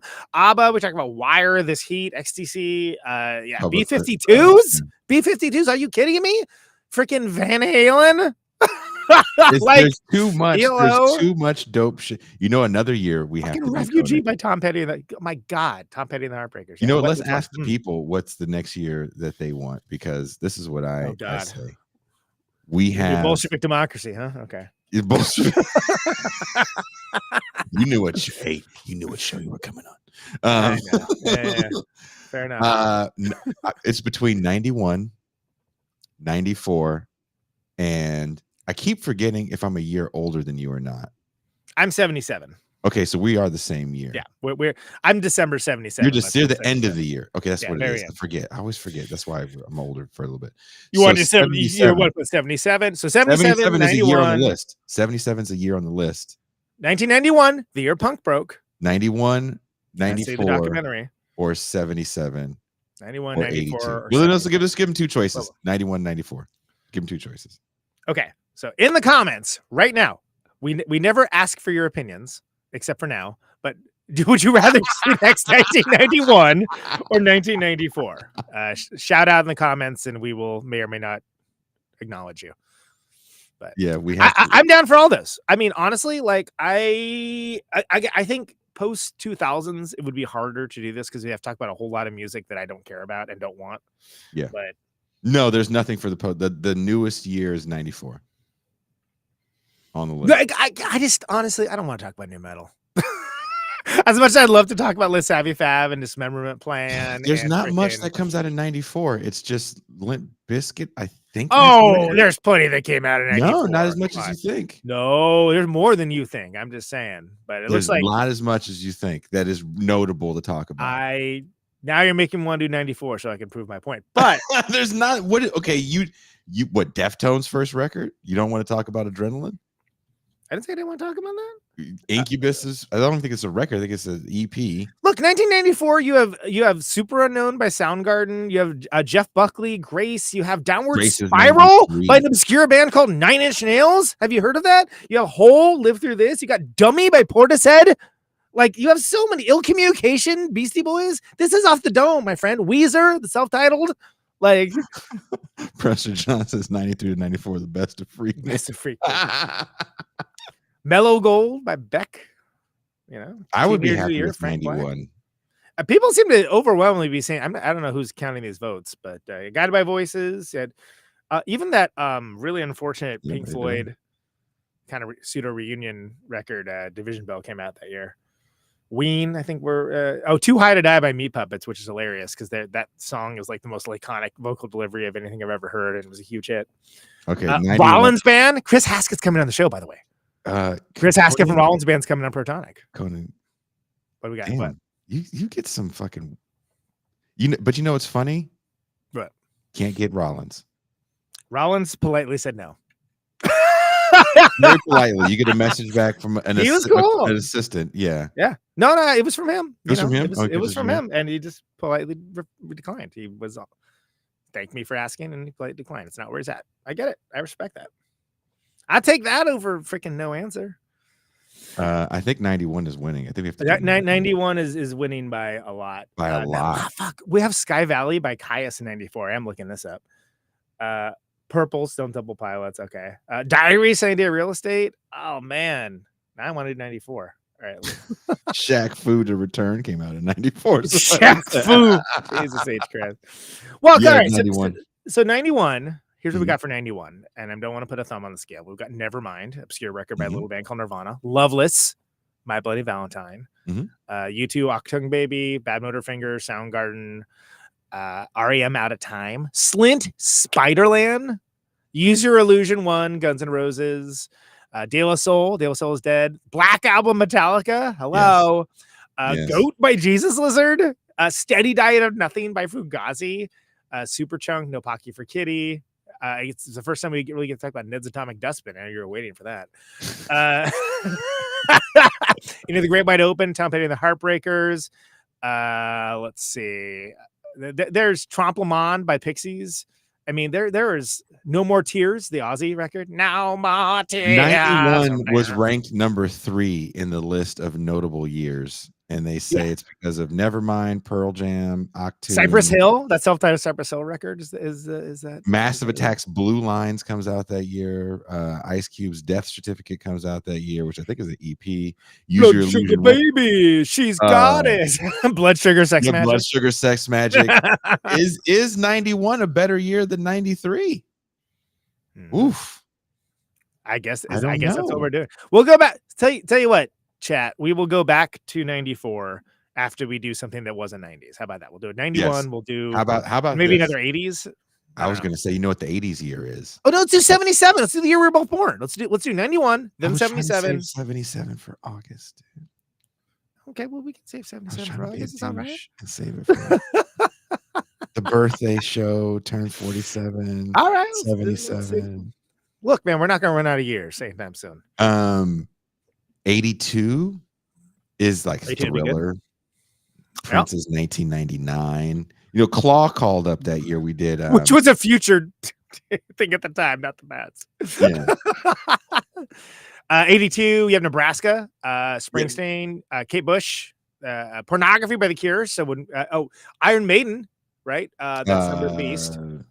Is it Number of the Beast? I think it's Number of the Beast. I'm pretty sure. That's my second favorite record. I'm Screaming for Vengeance. Dude, Priest and Maiden both. That's a good Priest record. 84 had Junkyard by Birthday Party is 82. What was 84's Priest record? 84 is that something with death. Is that Judas Priest doing country? Yeah, it's this is the Painkiller. No, it's Defenders of the Faith. My bad. Defenders of the Faith. Thank you. Painkiller's like way later. Yeah. Which one's Painkiller on? Painkiller Shout out in the comments. Self-titled. Or not self-titled. That was the name of the record. It was Painkiller. They got a record called Ram It Down. I mean, come on, dude. You didn't realize the spell was gay. And no one knew. We were like, oh shit, Painkiller's 1990. Yeah, oh, man. 90. All I remember when I first saw that video, I was like, whoa, is that a witch? Because it's and it, like, it goes up and up. I can't even get near that. I was totally like blown away. It makes sense that'd be 1990 that I would see that, because I heard that before I heard Living After Midnight. And breaking the law. Can we cover that with Conan Neutron and the Secret Friends? Just to do the point. I mean, you just do the point. Breaking the law. Breaking the law. That fucking slide in there is so good. That I was completely wasted, out of work and down. I still know it. Well, we could just. You don't know what it's like. You don't have a clue. If you did, you would find yourself doing the same thing too. Breaking the law. Breaking the law. Breaking the law. Breaking the law. Dude, and everybody goes, you don't know what it's like. And then it's all.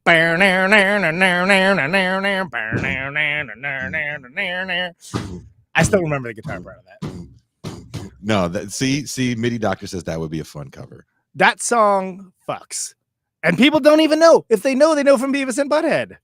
You know, like, and they you know, like, part of it's like that song is a masterpiece in song composition. And the video, yes. I used to do very briefly a long time ago. I would break down music videos that I thought were especially absurd. When this is over, watch the video for Breaking the Law by Judas Priest and come back and report back to me, because it is stunning. Like, everything about it is like, bars when you don't know what it's like. Dude, there's like a security guard, and then he's like air guitar, and what, it's nuts. Like, you need to watch it. It's the one that kicked off the series, and honestly, it was one of those things where, like, none of the other ones were ever as entertaining to go through. But I did like a line by line breakdown. Also, Breaking the Law, like, under 3 minutes. Yeah. Under 3. It gets to the point. Also, Judas Priest, my favorite video for them, though, is Heading Out to the Highway, because it's just them in front of a backdrop of a highway. They didn't even bother. Well, I don't know. That's we just put them in front of a highway, I guess. I don't know. Like, it's heading out the highway. It's in the title. Draw you a picture of a highway. All we need is something to give to the MTV, kid. We gotta give it to the MTV. Is he wearing the jeans? That's all they care about. That's all they care about. Are they tight? Yep. Great. You can see his ball bag. All right, let's do it. All right, 1, 2, 3. Hey, can you see the ball sack or not? That's what I want to know. Wow, quite the digression. Anyway, so we'll do 82 after 91. Is that what we're deciding? Dude, 82 might be. 82. Look, I'm thinking it's 82. I think we do 91, then 82. Well, let's do you want it jumping back into the 60s? I always feel like, oh man, people are gonna call us all kind of names. We didn't talk enough about the power of the fucking frilly lace shirt and how it made everybody sound better with drugs. Well, guess what? There's 100,000 pieces of media throughout all forms talking about all that stuff. So go listen, watch, or read literally any of that and fuck off. Thank you. Did Conan tell the audience to fuck off again? How are you talking about 60s and not even talking about the frilly lace shirts? I'm doing a Bernie Sanders thing here. Something I would like to hear from the comments. I personally feel that this show has developed its own thing.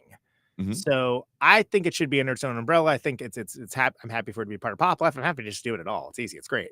But I think if somebody from the comments can come up with a short name, and I realize this comes from the guy whose band name is Conan Neutron, The Secret Friends, mm-hmm. and whose podcast is Conan Neutron's Protonic Reversal, but a short name that sums up what we do here, like, which we examine the music of a certain year with an irreverent but informed quality. throw it in the comments, hit us in the DMs, because I haven't thought of anything.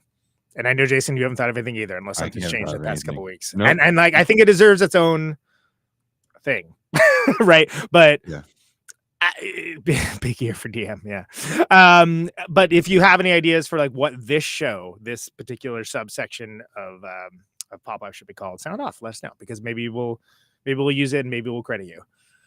Maybe we'll use it. If we use it, we'll credit you. Maybe, if we remember. Which we probably won't. All right, so I do want to have this in its own little. Kind of feels like it should be, right? Surprisingly, Conan, we had a big uptick in views and subscribers because I jokingly cut a clip of me talking about Van Halen, and the comments galore. Oh yeah, look at our comments on this.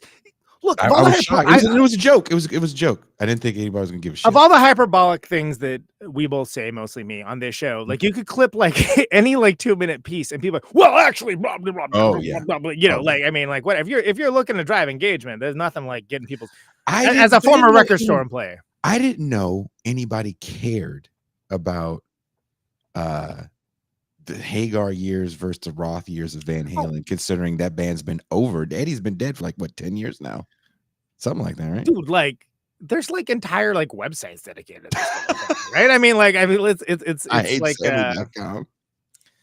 yeah, like I think that it's people love to give their opinion. That's what they've been trained to do, and I don't know. I just think that these are cool. I like doing this. This is of all the things I do, and I do a lot. This is the lowest effort, highest fun. You have a pretty good. I shouldn't say pretty good. You have an excellent knowledge beforehand of a lot of this stuff. 67 for me. I had to go read a few things about 6. As you can tell with the intro. Yeah. I don't know that much about the music of 1967. I don't know that much about the music of 1969. Well, but it's not usually, again, unless you're working in a record store, which is they still exist, but it's not like what it used to be as a minimum wage style career. It's not useful, you know, like this is useful. You know what's useful for? Being in the van, and we're driving all the way from, you know, the city A to city B. Everyone's bored out of their minds. Hey man, like let's, you know, what records came out in 1991? Oh, well, that was great because blah blah blah, and you know, whatever. I'm really good at that. Like, you know, like there's not a lot of things and that's not really like something that's, again, very useful. So this is great. I'm using a lifetime of like research for like completely oblique knowledge. It's actually being used well. And here's the deal. There will be times I'll get something wrong, right? You know, it's like Joe Dante with movies. Joe Dante is like a walking encyclopedia of movies. And like there are times I'll get things wrong, but you need to know this is mostly off the dome. Like every once in a while, I'll like look at something to like make sure that that's the year I'm talking about. I just know about this stuff, and it's not useful in everyday knowledge, but it's useful for this show. It's you know what it's useful for? Conversations after load in. Exactly. That's when Dr. Rock makes a house call, right? You have to admit, post load in conversations, depending on who you're out with or playing with or who the venue staff is.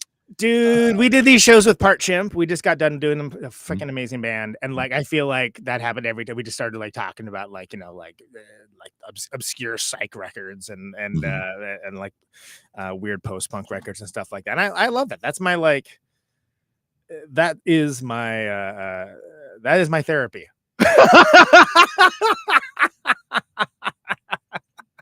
Going off to therapy, honey. I'll be back in 2 weeks. Yeah, exactly. I'd rather talk about this than gear.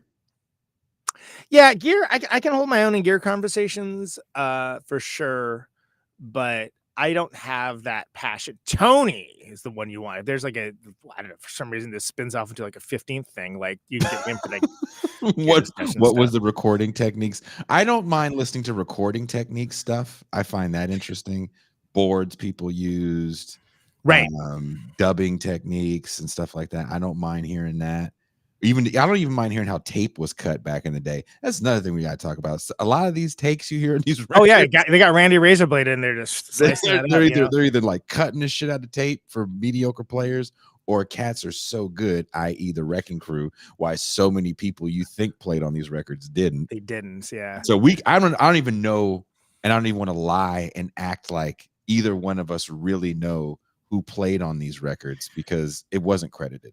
Right. Well, and also so with gear stuff, I can definitely hold my own. I do enjoy it to a degree, but there are folks that are just, you know, leagues beyond me, which is one of the reasons why I actually like when I have people on Protonic that are like engineers and producers and stuff, because I can not only hold my own on that big time, but I can kind of lead them down the path that is, you know, maybe K-pop is not going to do, you know, and I think there's some value to that, and I appreciate that people trust me with that, but like I'm not a recording engineer, you know, and like with gear, I know what I like is very specific, but like I don't have like an encyclopedic knowledge of everything. I can certainly, I mean, when we're still, I think, sponsored by Earthquaker Devices, they used to ask us to like do a thing now and again. We did a favorite Conan Neutron, the Secret Friends I'm talking about. We did like a favorite guitar sounds, if I remember correctly, and it was really cool. So we made this playlist and we just wrote up a little thing about each one of them. It was great. I love doing that. I love that kind of stuff. But like, you know, if we're talking about like, well, what's the best amp modeler that my man, come on. Like, I don't know everything. I would rather have someone else on that like knows all that stuff. Maybe if it was one of those, like there's a guy that has a show called Full and Bloom, and his thing is kind of like the hair metal stuff, and he gets the producers on from that stuff, and he'll ask them, well, that's a good beat. Yeah. How'd you get the drums for this? And the producers remember, oh, well, I have this kit that I had made for you by DW, and we used that. They have all the specifics. We put a blah blah in front of his Marshall, or we just used whatever they had they toured with, and it worked fine. And I totally nerd out on those classic albums for that reason. The classic album series, well, they'll like sometimes get into. I'm like, hell yeah! Like even if it's a band I don't really care about, I love that recording stuff. You know, like all the stuff that we're talking about today in 67. Yeah, recording stuff for these people, because this was a lot. Got to nail it. Yeah, you got to nail it. There's no auto tune. Can you even punch in?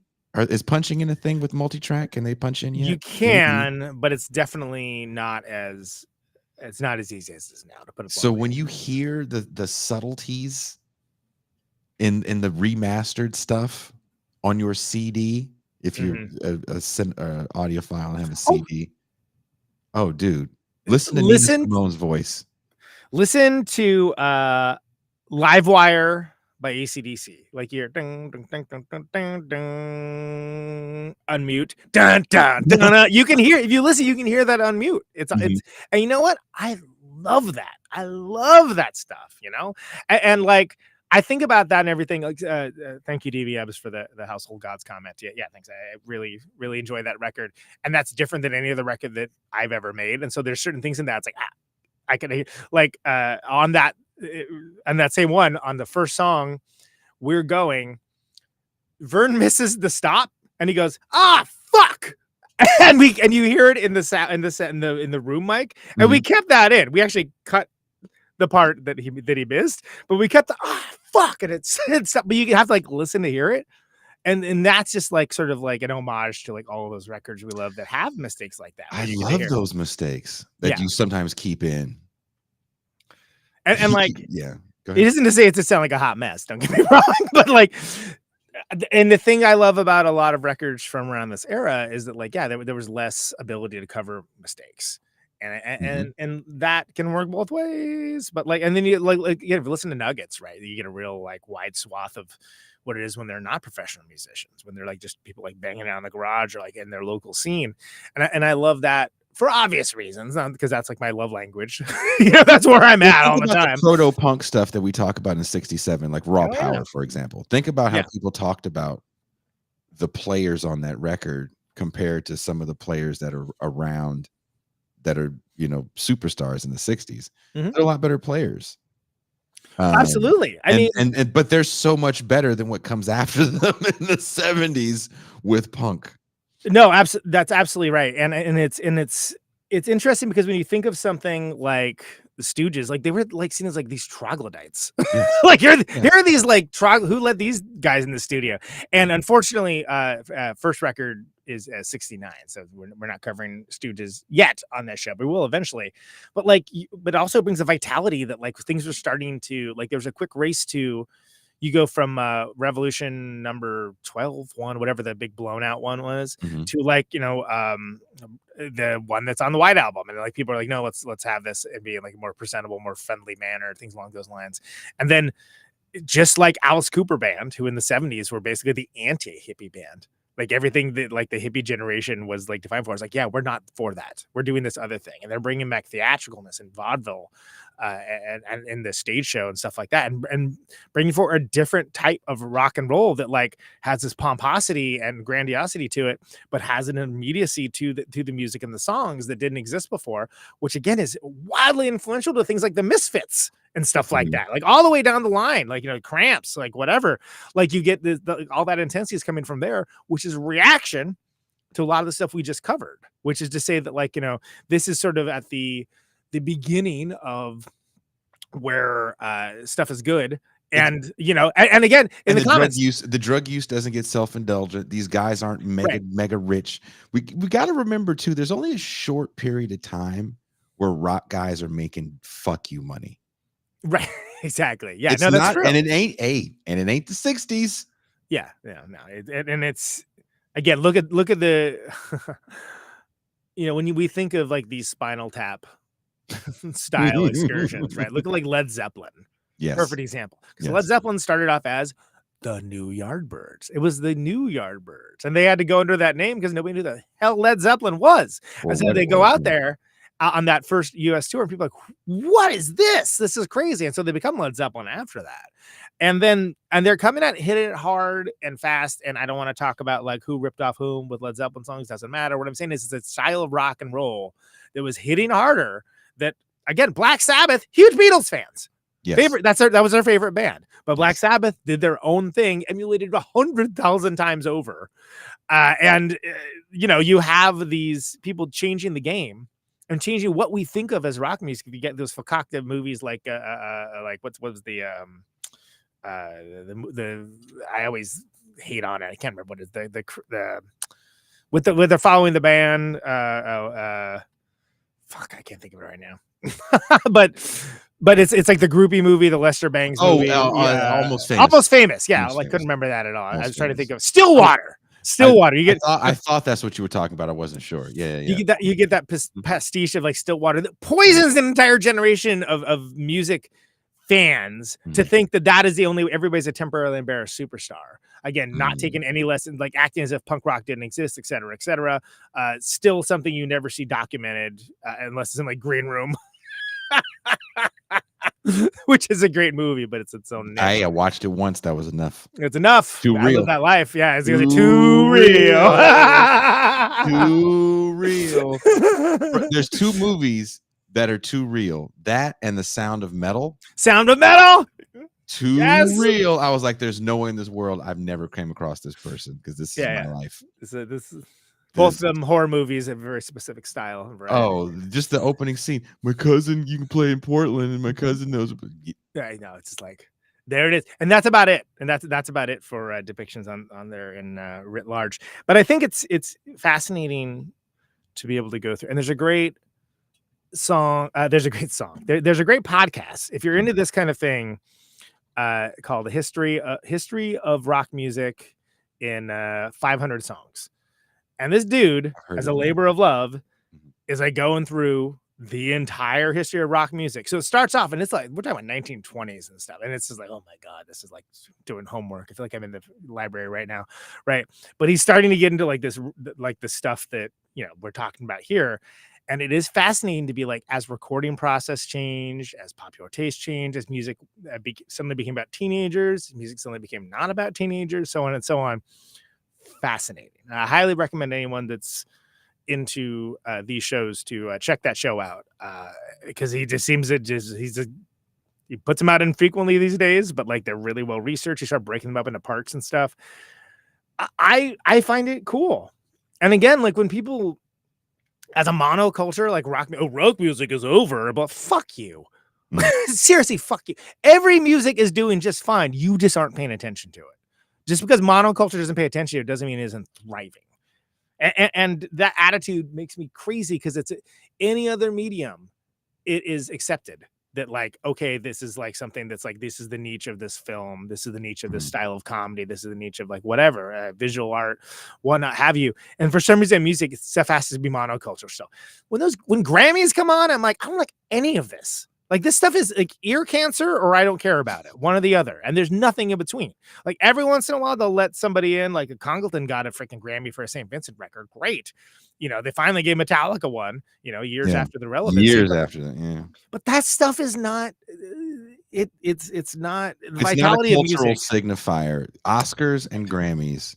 Maybe more so Oscars than Grammys. I completely disagree completely. I think Oscars is a cult. I think Oscars are closer to, and I'm not saying the Oscars are like have their finger on anything. I'm saying that compared to the Grammys, like it's like a fucking punk rock show. Like the Grammys are so divorced from anything that's actually happening in music that isn't corporate product that's pushed. At least the Oscars let in a freak now and again. Who? Everything, everywhere, all at once. You know how many people saw that movie? People saw that movie after it came out as an independent A24 release, which is when I saw it. It's still, and it was pushed by all the people that loved it. Nope, it hard to still disagree. Did numbers. Eventually Still did numbers, and stuff has to get to the point of getting over a certain hump to be able to even be in the conversation. But like, there's plenty of examples that like you get more freaks coming in on the Oscars than you ever do. Name one time in the past 20 years that like the Grammys let someone in. I said the Grammys are not a cultural signifier of what people listen to. They're both garbage. I do think the Oscars, though, there's Oscar movies. Oh yeah, dude. I just watched Call Me Oscar by Your movies Name last are night. what are Oscar movies? Tend to be arty movies. Yeah, that like something horrific happens. It's a biopic, you know, like whatever. There's all kinds of like, look, if you want my opinions on this stuff, listen to Movie Night Extravaganza. I'll give it over there all the time. Movie Night Extravaganza.com. Everything Everywhere at Once. Sure, it's an Oscar movie. You know it's an Oscar movie. No, you're wrong. You're 100% wrong. I'm not wrong. You are. It won an Oscar, didn't it? It won an Oscar, but when you talk about an Oscar movie, I'm thinking about things like The Piano. And like who saw The Piano? Well, that's just it. Most of these movies. Look at fucking what's the Glazer movie? Everyone like fucking just got big tragedy boners over. You got an Oscar? It fucking did get Oscar, but it's what Glazer movie? What that fucking one just came out? The Nazi one. There's Nazis and they're no. Come on, The Zone of Interest, garbage movie. Never heard of it. Trash movie, Oscar bait. Complete Oscar bait. I watched Call Me by Your Name last night. We're about to do that on Tuesday. Did not like it at all. I like Bones and All, which was more or less a vampire movie about cannibals. And then that dude made Challenger, so that's why we're covering it. And like, I'm like, I don't care about Zendaya. I don't care about them fucking. Like, I don't care about that. Dusty said Jordan Peele movies are dare not give this an Oscar. Call Me by Your Name came out the same year as Get Out, and Get Out. By the way, perfect a year for like. I guess that was fine cinema. You had Shape of Water, you had Phantom Thread. Yeah, Call Me by Your Name. Kind of dismal, frankly. Like stuff was like, yeah, I guess that's fine. And then you had Get Out and Lady Bird, which were like, whoa, that's cool. And of course, neither one of them got like anything, right? But I'm saying, even with all that, the Oscars get closer to getting it than I agree. The Piano was all right. Oscars get closer to getting it than the Grammys. The Grammys are so divorced from any kind of musical reality of what people listen to, and completely do not include any. They eventually, what was it? They added a metal category, I think, right? Or like hard metal and hard rock. Oh, that was in the 88 when they. Yeah, but like, it's still like, what are you even doing? Like, they don't care. They just want to like appease people so they keep their relevancy. This is a different conversation though. But none of that stuff happening again, because we're talking about all these years we're talking about are still monoculture. Even the 90s, still monoculture. You know, everyone wanted to hear in 94. Everyone, you know, they're looking to hear. They're reacting to like In Utero, which is the follow-up to one of the biggest records. Well, I think, but I do want to stay on this for a second. Janet Jackson, you know. But what you're saying though is, and this is kind of something I've been trying to talk about is there's a difference between streaming platinum and selling platinum. Selling records. Agreed. And one thing that you're talking about when you're saying monoculture, and we do have to admit this, we're a little divorced from what people are listening to because we don't have a signifier like MTV or terrestrial radio. That's right. That we can go, I hate that because it's on pop radio. I don't know where pop stuff is. And everything is so micro genred. It's like when Billie Eilish came out and like I was like, all right, I guess I gotta listen to this. And I was like, really? This is it? I was like, I heard this already in the 90s. Fine. Yeah. I mean, I can think of like 7 things it sounds like. Why is this? Yeah. And then like I was like, oh, you know what? I'll give it a try. I'm like, sounds like music to buy pants to. Damn, Mos Def. That's what he said about Drake. Sounds like music I hear at a Target. That's what you just called it. She seems cool. Like I would totally hang with her.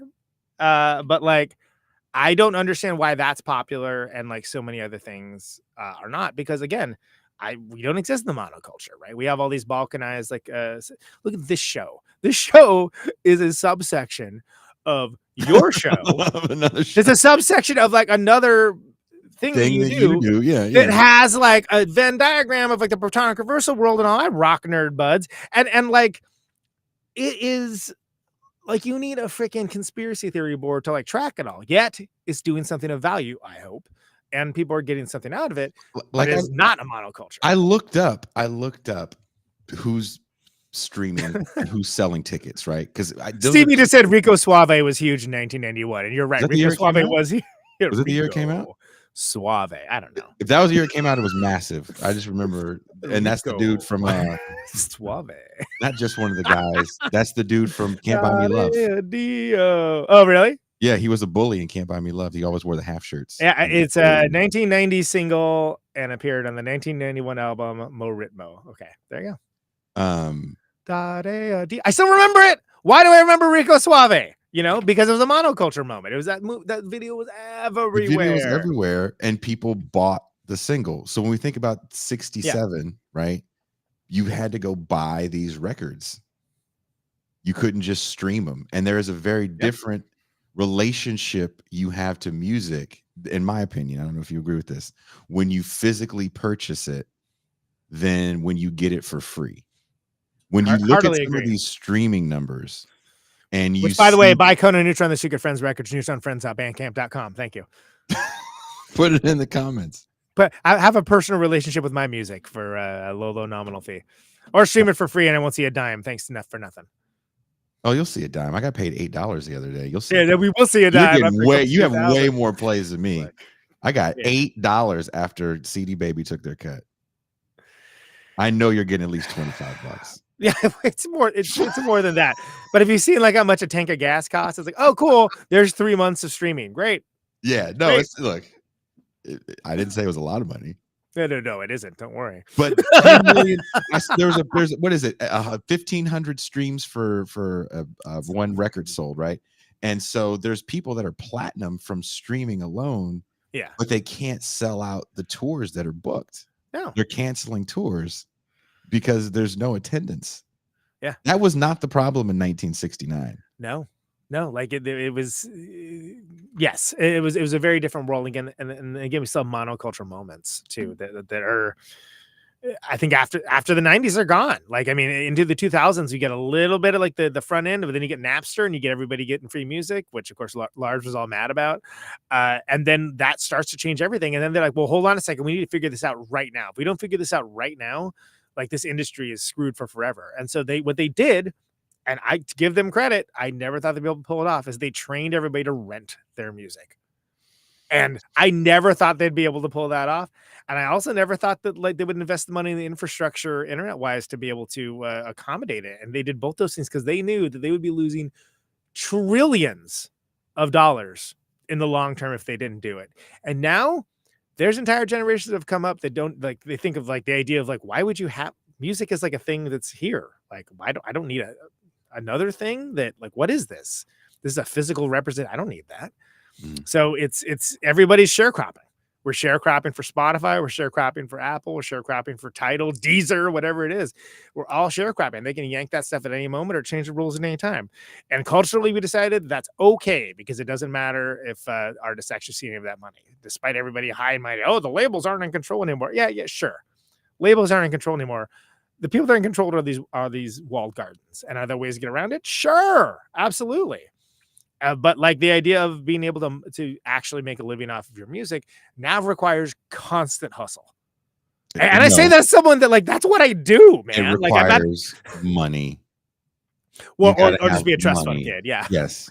If you're caveat, if you're not a trust fund kid, you have to have your merch store better look like a mini mall or like an Etsy store. Like you better have some thing that no one can ever find. Real question.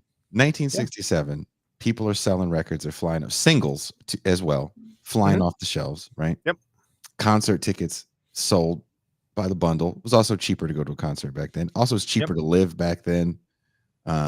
There's government largesse. College is college social safety net, you say? Oh. Yeah, college is free. It's a different time, right? Yeah. Fast forward to now. Right. Your point about a merch store, better believe Etsy store. You probably can't even find a T-shirt from 1967. I don't even know if they were selling T-shirts in 1967. Maybe if they were pretty low quality. I bet. Yeah. No, it's because it was a different. You didn't need to like sell stuff at the merch table, right? And that's like literally it is now the only way that you'll ever make any money. And I will say one nice thing post-COVID is that people are less likely to balk at like high vinyl prices and high T-shirt prices than they used to be.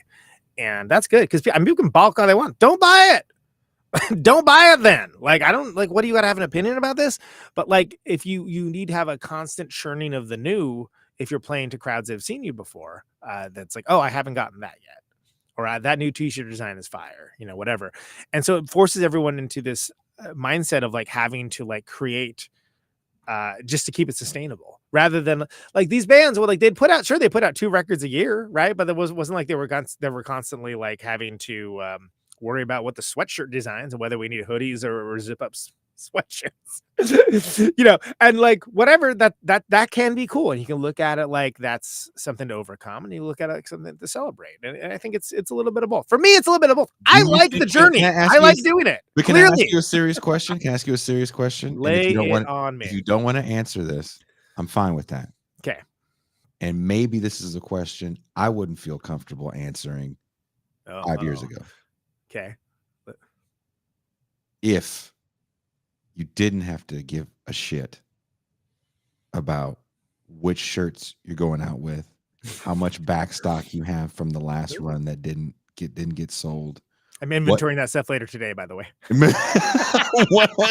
We're doing pretty good. We consolidated 2 bins. So right? Like, so what is going to be the new, how much time do you spend in art design for album covers and merch designs opposed to, and I'm not trying to poo-poo anything you do musically, because I know you definitely give a shit about what you do musically, and you are not trying to pump out records just so you can get your ass on the road and get out of the house. There's something that's inspiring you to do that. But if you didn't have to worry about all the merch and art direction, and do you think that would change the music a little bit?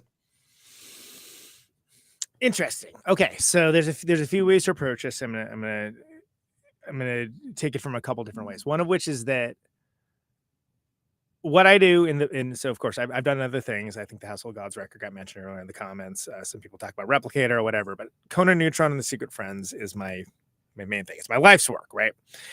I am a fan of music. That should not be a shocking statement, but I like the writing of music, recording of music, releasing of music, doing the artwork, hey, we're gonna do this one as a split, this one's gonna be like 7 inches and gonna like collect it as like an LP form. These particular ones are gonna have videos made for them. I actually like that process. I enjoy doing all of that. I even like making the merch because I look at it from perspective of like, oh, we're gonna make these shirts in red and these ones are in black, and that economy of those sitting together are gonna look cool. We'll have this like cool display, et cetera, et cetera. But part of that's just like, you have to make it interesting for yourself. If you don't make it interesting for yourself, then it's going to seem like a joyless toil. I like all those aspects of things. The thing that wrecks me and the thing that makes me just like want to die is social media. I hate social media. I think social media was a mistake. I think it should go away. I don't think everyone should have a voice. And I think like having everything at the same volume, the opportunities it provides are much smaller than the fact that everything is now marginalized if it isn't already popular. I don't like social media. That's the one thing that I just cannot stand. I don't like, I'll do it. And like, whatever, what we got to do? Are we doing TikTok dances today? Sure. Let's fucking do it, man. Like, whatever. Like, here's a cool picture of like the load in. Okay, cool. Like, people want to see that. I don't know. I think it's boring as shit. But I guess if you're not in a band, maybe they want to see like the van pack or something. Okay, man, that's fine. Whatever it is, I will adapt to it because I am adaptable. And I know people that are not. And they do not want to do that. And they choose not to do that. And in a way for them, it's limiting unless they're already famous, in which case then they get put in. If I didn't love doing this, I wouldn't do it. This is what I was, this is the, more than anything, more than Protonic Reversal, which I value what I do at the show. A lot of other people value it as well. More so than even like throwing something like Caterwaul for people. Writing, recording, releasing, and touring music, that is what I live for. And we're constantly at the precipice of like, it makes money, but not enough to like hire someone to do the socials. I would love to. That sounds great. Anyone want to volunteer for that? Let me know. Hit me in the DMs. But like, it doesn't make it like so Jason, you'll appreciate this. I've always said we're right at the precipice of like, we could have like a fifth person that's like, helps move the gear, does the sound, helps sell merch. I'm like, oh my God, wouldn't that be amazing? And we're right at the precipice of being able to do it. But the thing is, I do the financials. We're not there. We're not there. Dude. And anybody that goes out for free, you don't want that cat. You probably don't want to bring that cat with you. If you're going out for free, it used to be like, and you know this, it was like, hey man, let's get our unemployed friend without a girlfriend, and they can just jump in the van. Now you're gonna like get you Me get what you Too'd pay with that for guy. with that. The guy's gonna get you a Me Too I sentence, know, and right? you don't That want loose that. cannon. So and that's, I mean, like whatever. I'm not trying to make this about me or anything, but I think it's interesting because you just don't see these stories. Like I've managed to build something sustainable in a time period where you're basically dancing on quicksand the entire time, right?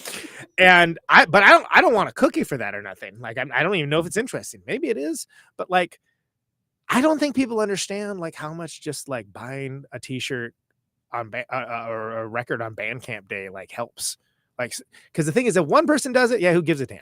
But if 100 people do it, that's just paid for the next 3 months of being a band.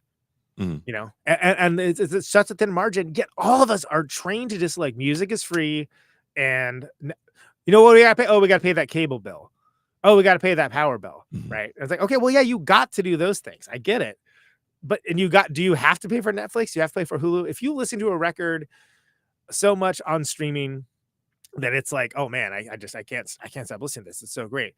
Then give like Tropical Fuckstorm or whoever, like throw them $20, man. Just like, even if you're never going to listen to the download ever, and the thing is, this is the operational model that needs to happen if we're going to keep things sustainable and not have artists just like be like, you know what, I'm out. Because some people aren't as patient as me. I'm a happy warrior. But to your social media point, how then do you feel? And I do want to bring it back to 67. This is a day and age. Yeah, pretty far afield. No. This is 67 is a day and age where there's professional photographers that follow bands around. Sure. There used to be a art gallery in San Francisco where they had a bunch of like rock photos up on Geary. Do you remember that place? Yeah, I forget what it's called, but I remember it. But that guy had an exhibit at Desert Trip, and I worked Desert Trip, and you know we met, and he ended up being real cool with me, and would let me into the back with a bunch of stuff that wasn't exhibited. And there was like a whole photo shoot of Sid Barrett in his house. There was a bunch of stuff of like Led Zeppelin just at the house, chilling. Yeah, just and that was your life when you were when you were these people. And I feel the Instagram of its day. It was curated photos of a life of a rock life, and social media is people pretending to do this same thing. Do you do you wish? Because again, it's not like I haven't done it myself. Nice. You've done it with us, but you use, I mean, LaFin especially. Jesus Christ, you guys sort of like Black Flag. And we hate, and you know, one year we looked at each other, not for even fighting, we just looked at each other and said, I don't want to take any more pictures. I've seen all the fucking venues beforehand. Photoed all the load-ins. Yeah. All the fucking trees, the Red Rocks going to Salt Lake, the mountains, the Cascade Mountain. We've seen it all. What if we just lived? But all that, to your point, it comes at a cost. It's a lifestyle decision. Yeah, it comes at a cost when you go, well, we're gonna tell social media to go eat all the dicks because we don't dig Not it. some of the dicks, all of them. All of the dicks, because you don't dig it. You know. Yeah. Does that wear on you to a certain degree as well? To have to be the guy that goes, okay, guys, we're here at the place. Holy shit, there's a bunch of people here. Let's make sure we get a picture of this. That's part of the game now. Mm. And so, like, you're welcome to not play the game. You're welcome to write your manifesto in the woods. I'm sure it'll be lovely, you know. But like, if you're trying to reach, if you're trying to build and grow, and some people are all about growth. I'm about sustainability first and then growth, which is why, I mean, the audience has grown a lot since the start of this. But like, it's not, you know, where there's things you can do just to build audiences. Like, well, I'm not looking for the short game. I'm looking for a long game. I want people that are engaged. I want people that are fans. I want people that like and respect the music, and they want to have a relationship with the music and the band and the adventure of it. And we have that. And I think trolling for follows or like trying to get into like whatever's trending, that stuff is whack, dude. That's merch. That's what the Minutemen call it, merch. And like, I don't, it's not for me. And I don't like it. I also don't, I'm at the point where I don't scroll social media, period. Yeah. I'll jump on, I'll see what like maybe like, I don't know, 6 people that like I know and love are doing. But entire main characters and discourse or whatever just miss me entirely. You know what? I'm happier for it. I don't have time. I don't have time. I'm saying this with peace and love in my heart. I do not have time. I will not scroll social media. It's look, to each their own. But it takes away from me. So you didn't, not something you had to worry about in 1967. That's for goddamn. No, that's what I'm saying. 1960, it's a different time where to your point, there's a social media of its day. It's called magazines. Yeah, exactly. And even then, you had to make a purchase. Right. Still transaction. It's a little. I sure. think things are a little different when there's no investment in it, and you're getting it so passively.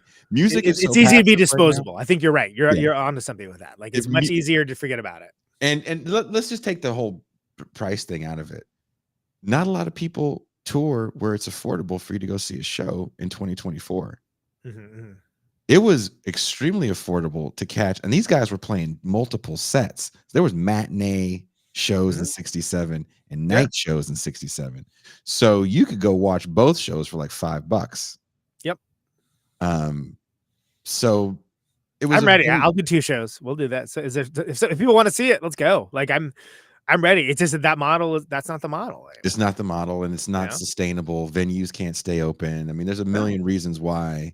And first and foremost is property is too fucking expensive. We turned down a show. You know, Bottom of the Hill, right? Yeah. So we played there. Well, you know, I saw you. Yeah, of course. Bottom of the Hill, yeah. We were going to do a short tour in the summer, and we were going to base it around a Saturday show at Bottom of the Hill. But like,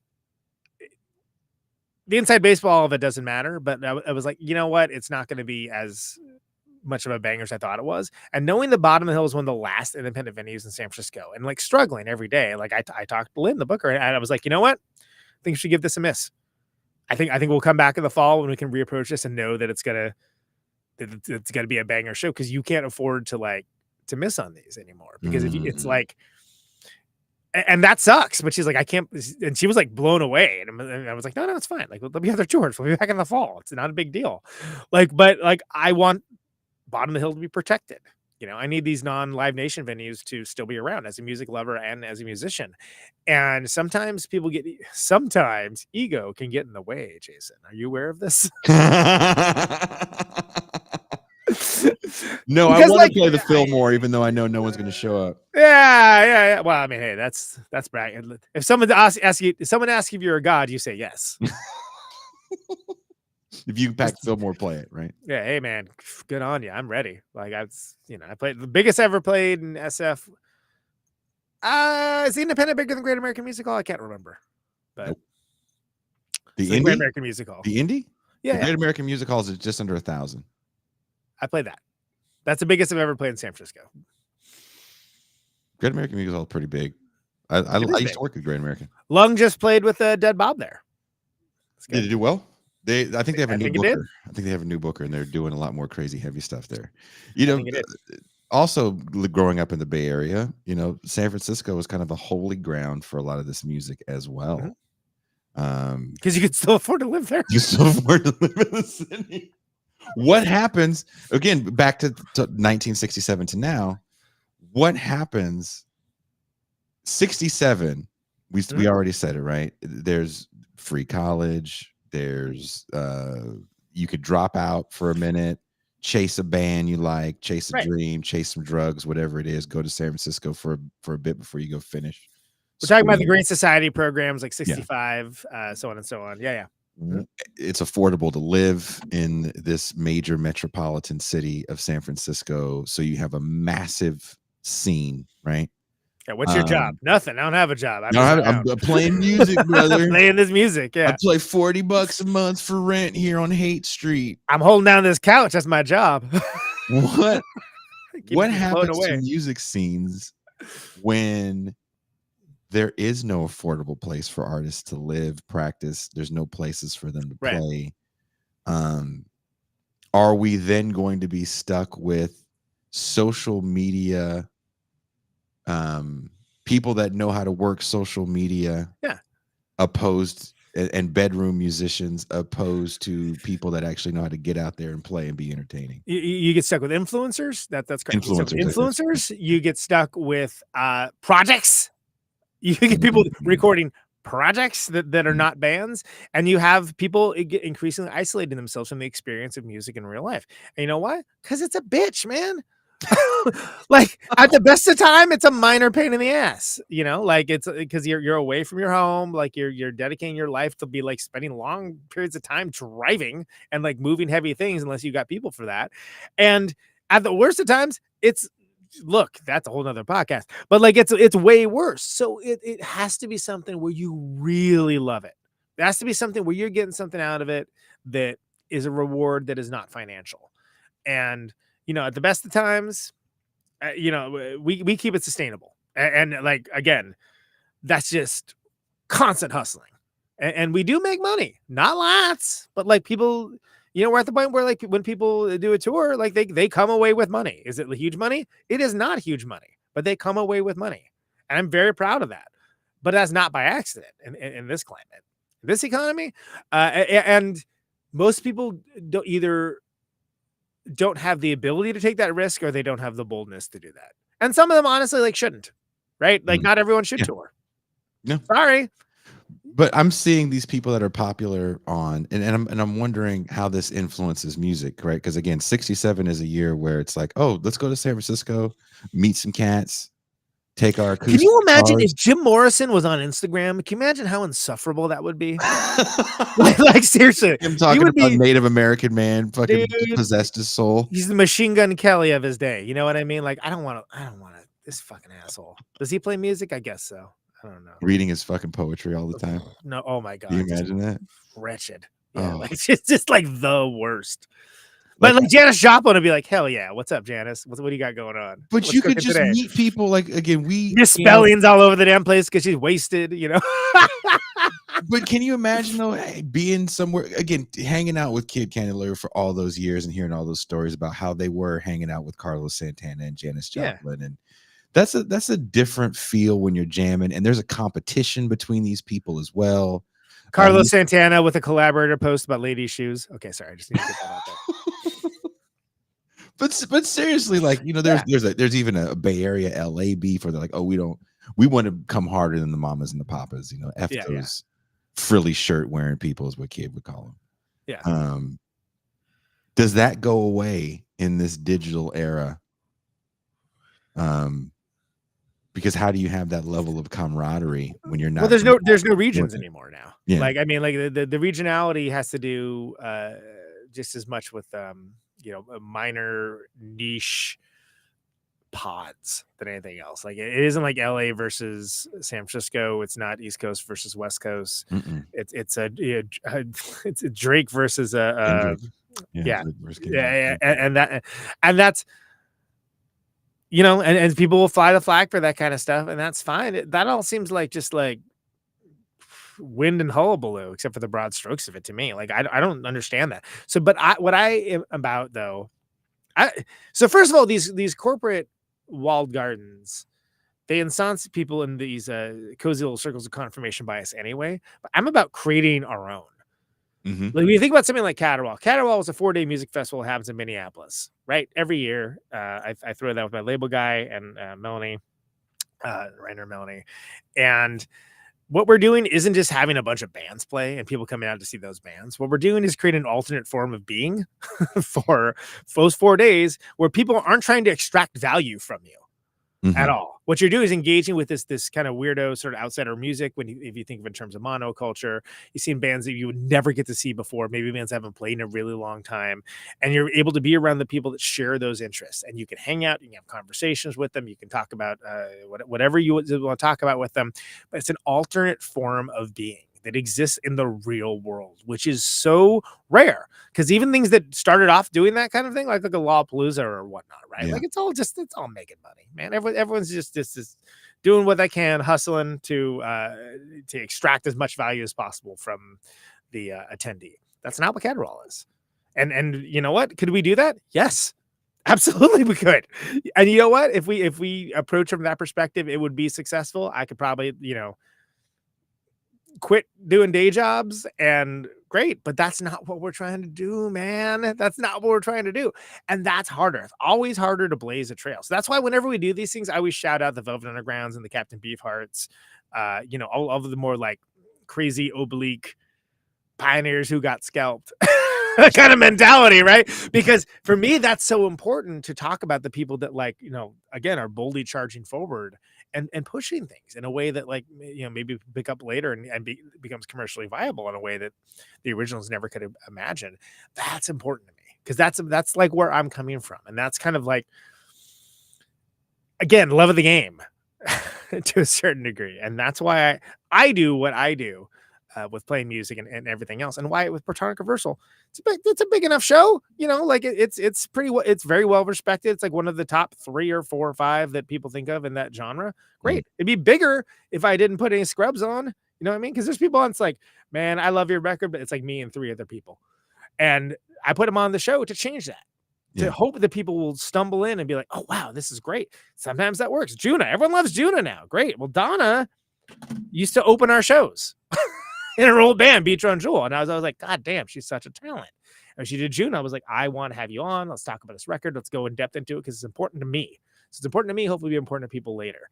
That's the case where it is. And people found out, oh, this great artist is wonderful. And maybe they found out through Platonic. Maybe they didn't. It doesn't matter. But you got to become your own loudspeaker in those kinds of situations.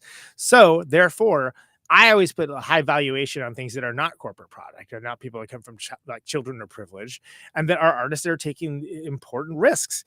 The Beatles were the biggest band in the world, but to do something like Sgt. Pepper's, like, that was a risk to a certain degree, because they're bringing in all of this, you know, they're fucking around with in India and like learning the sitar and all that, you know, like, again, it seems obvious now. It's so obvious, it's tropey, but it was sort of like, well, they of course there's no risk for them taking that risk, because like they'll be fine for forever and ever, amen, based on what they were. But they did, and it paid off well, and they changed music because of it. And again, you don't have to like the Beatles to acknowledge that. In that same way that like a multi-track recording like changed everything as a technology, it's about valuing innovation when you see it, and not overvaluing innovation as well, as innovation's sake, because the art is in there as well. Who cares?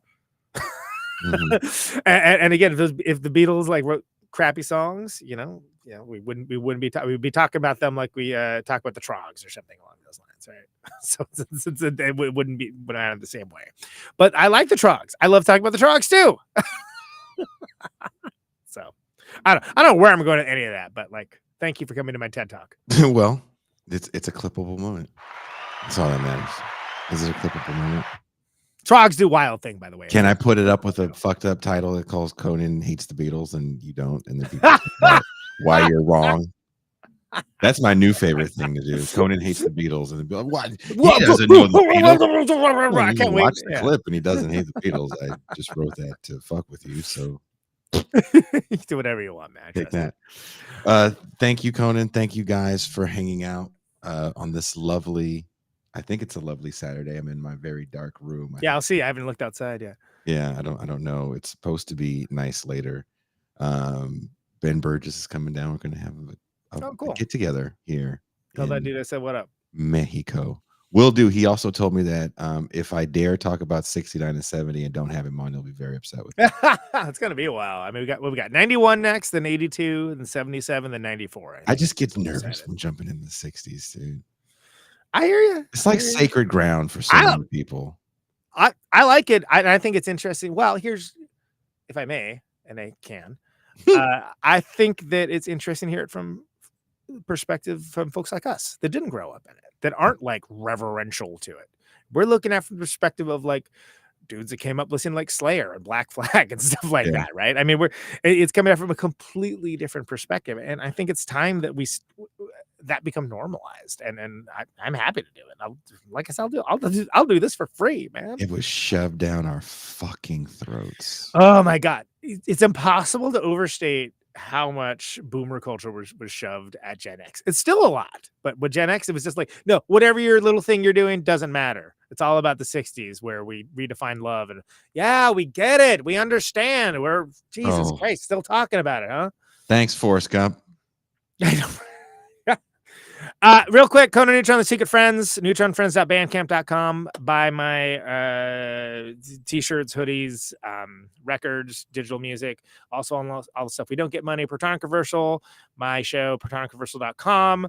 Back up next week. Took a 1 month hiatus for all the other stuff we were doing, but you can still check the 10-year anniversary episode.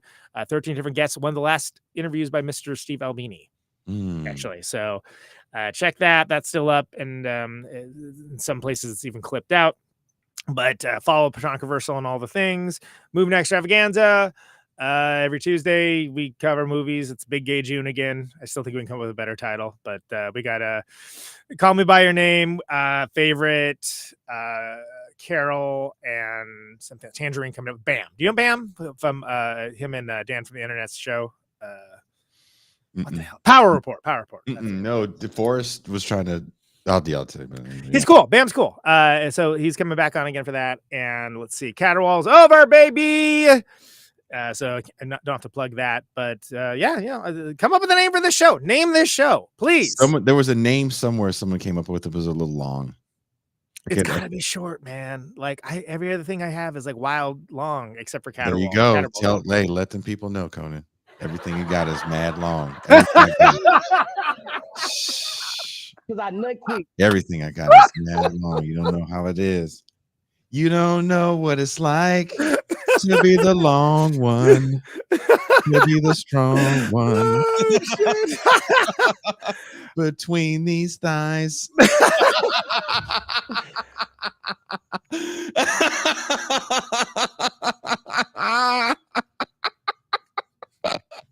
I have no notes. Thanks for listening, everyone. Thank you guys so much. And on that note, that's the one, huh? Okay. The ode to Conan's dong. We are out.